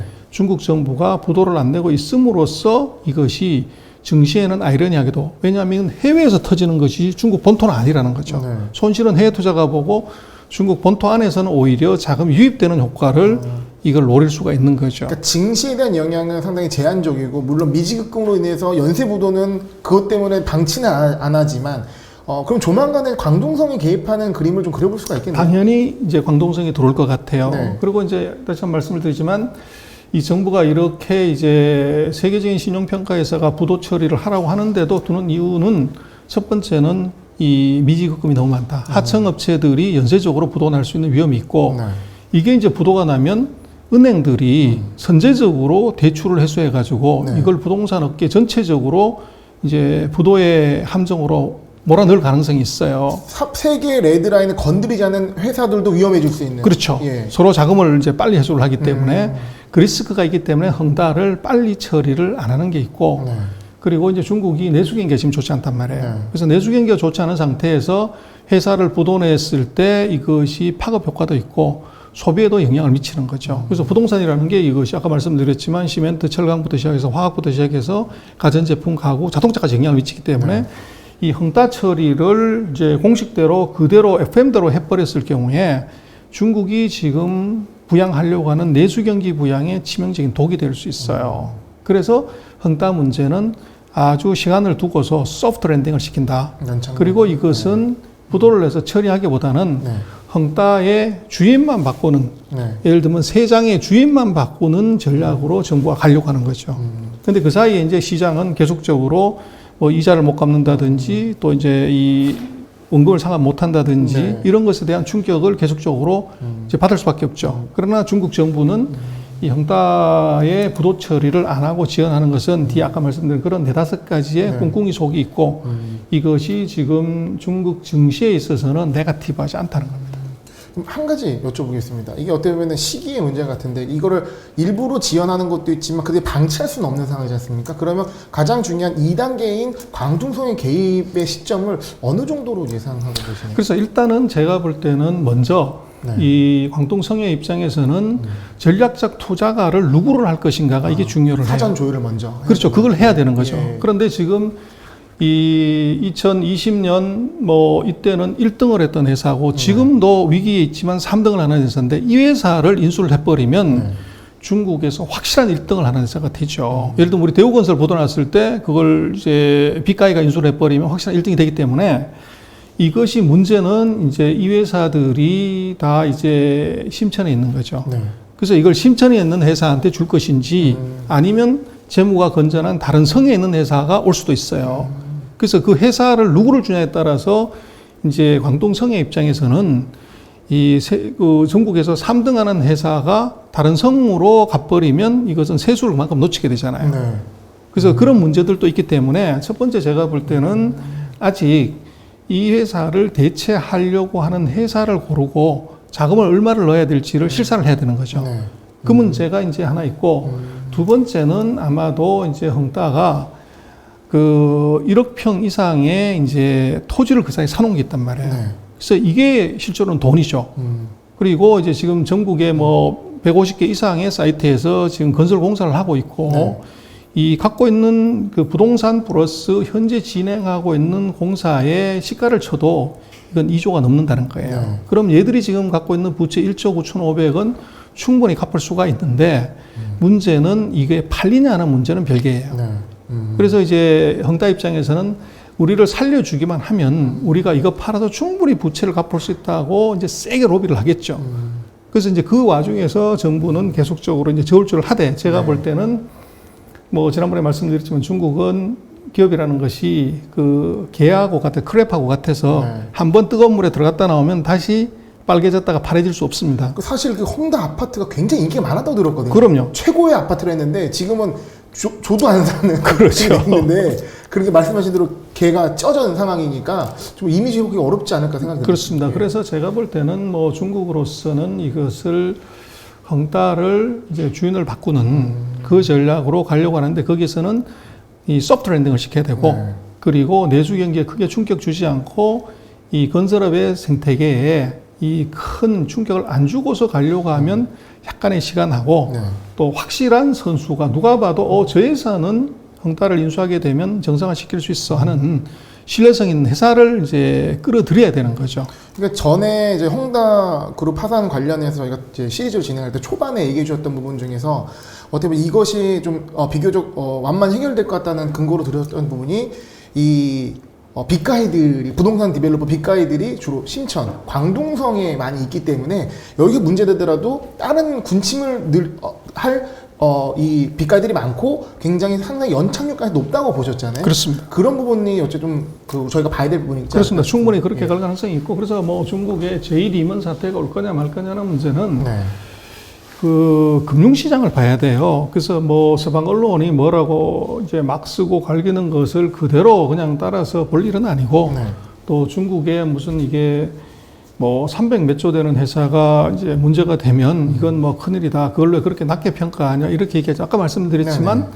이것이 중국 전체 대출의 뭐 0.6% 그리고 순수 차입금만 놓고 보면 0.2% 정도밖에 되지 않아요. 그리고 마켓시어 자체도 5%가 안 되는 네. 분야이기 때문에 그 자체가 이제 리먼 사태가 올 거냐는 것은 가장 민감하게 이걸 알아챌 수 있는 것은 금융시장의 변화가 있던 금리예요. 네. 그래서 단기 금리가 이게 사실은 빅스 지수하고 똑같은 거죠. 시장이 불안하면 단기 금융시장의 긴축이 바로 일어나게 되고 네. 그것이 금리 폭등으로 이어지죠. 근데 지금 보시면 차트를 보시면 이게 뭐냐면 중국 금융시장 단기 금리 추이입니다. 네. 그래서 15레이트 7일물하고 이제 레포 7일물짜리 금리인데 보시면 아까 이제 그 헝다의 신용평가를 투기 등급으로 내린 게 6월 달이에요. 네.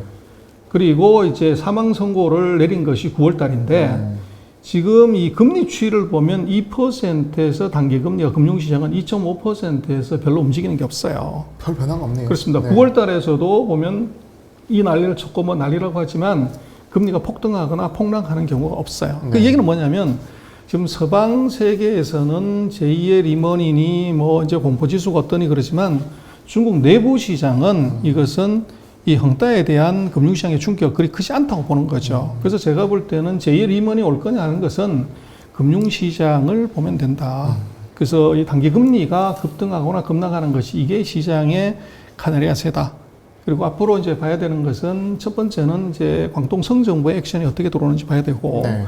그리고 이것이 예를 들어서 그 확산이 되거나 전이가 된다고 하면 아마도 은행감독원이 맨 먼저 하는 것이 뭐냐 그러면 기존의 은행들 보고 이 부동산 회사들한테 대한 대출을 선제적으로 이 회수하지 마라.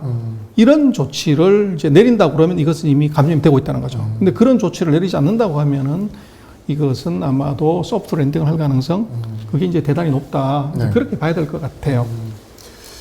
네, 저희가 이제 헝다 그룹 파산 관련해서 이제 5부작에 나눠서 말씀을 드렸습니다. 저희가 물론 이 상황을 간과하는 것은 아닙니다. 그것보다는 과장하거나 어떤 팩트 체크가 안 되는 부분을 이제 설명드린 것이고, 이렇게 저희가 이제 어떤 이제 시장을 이제 봐가면서 또 상황의 추이를 봐가면서 또 한번 피드백을 드리도록 하겠습니다. 선생님 오늘 감사합니다. 네, 맞습니다.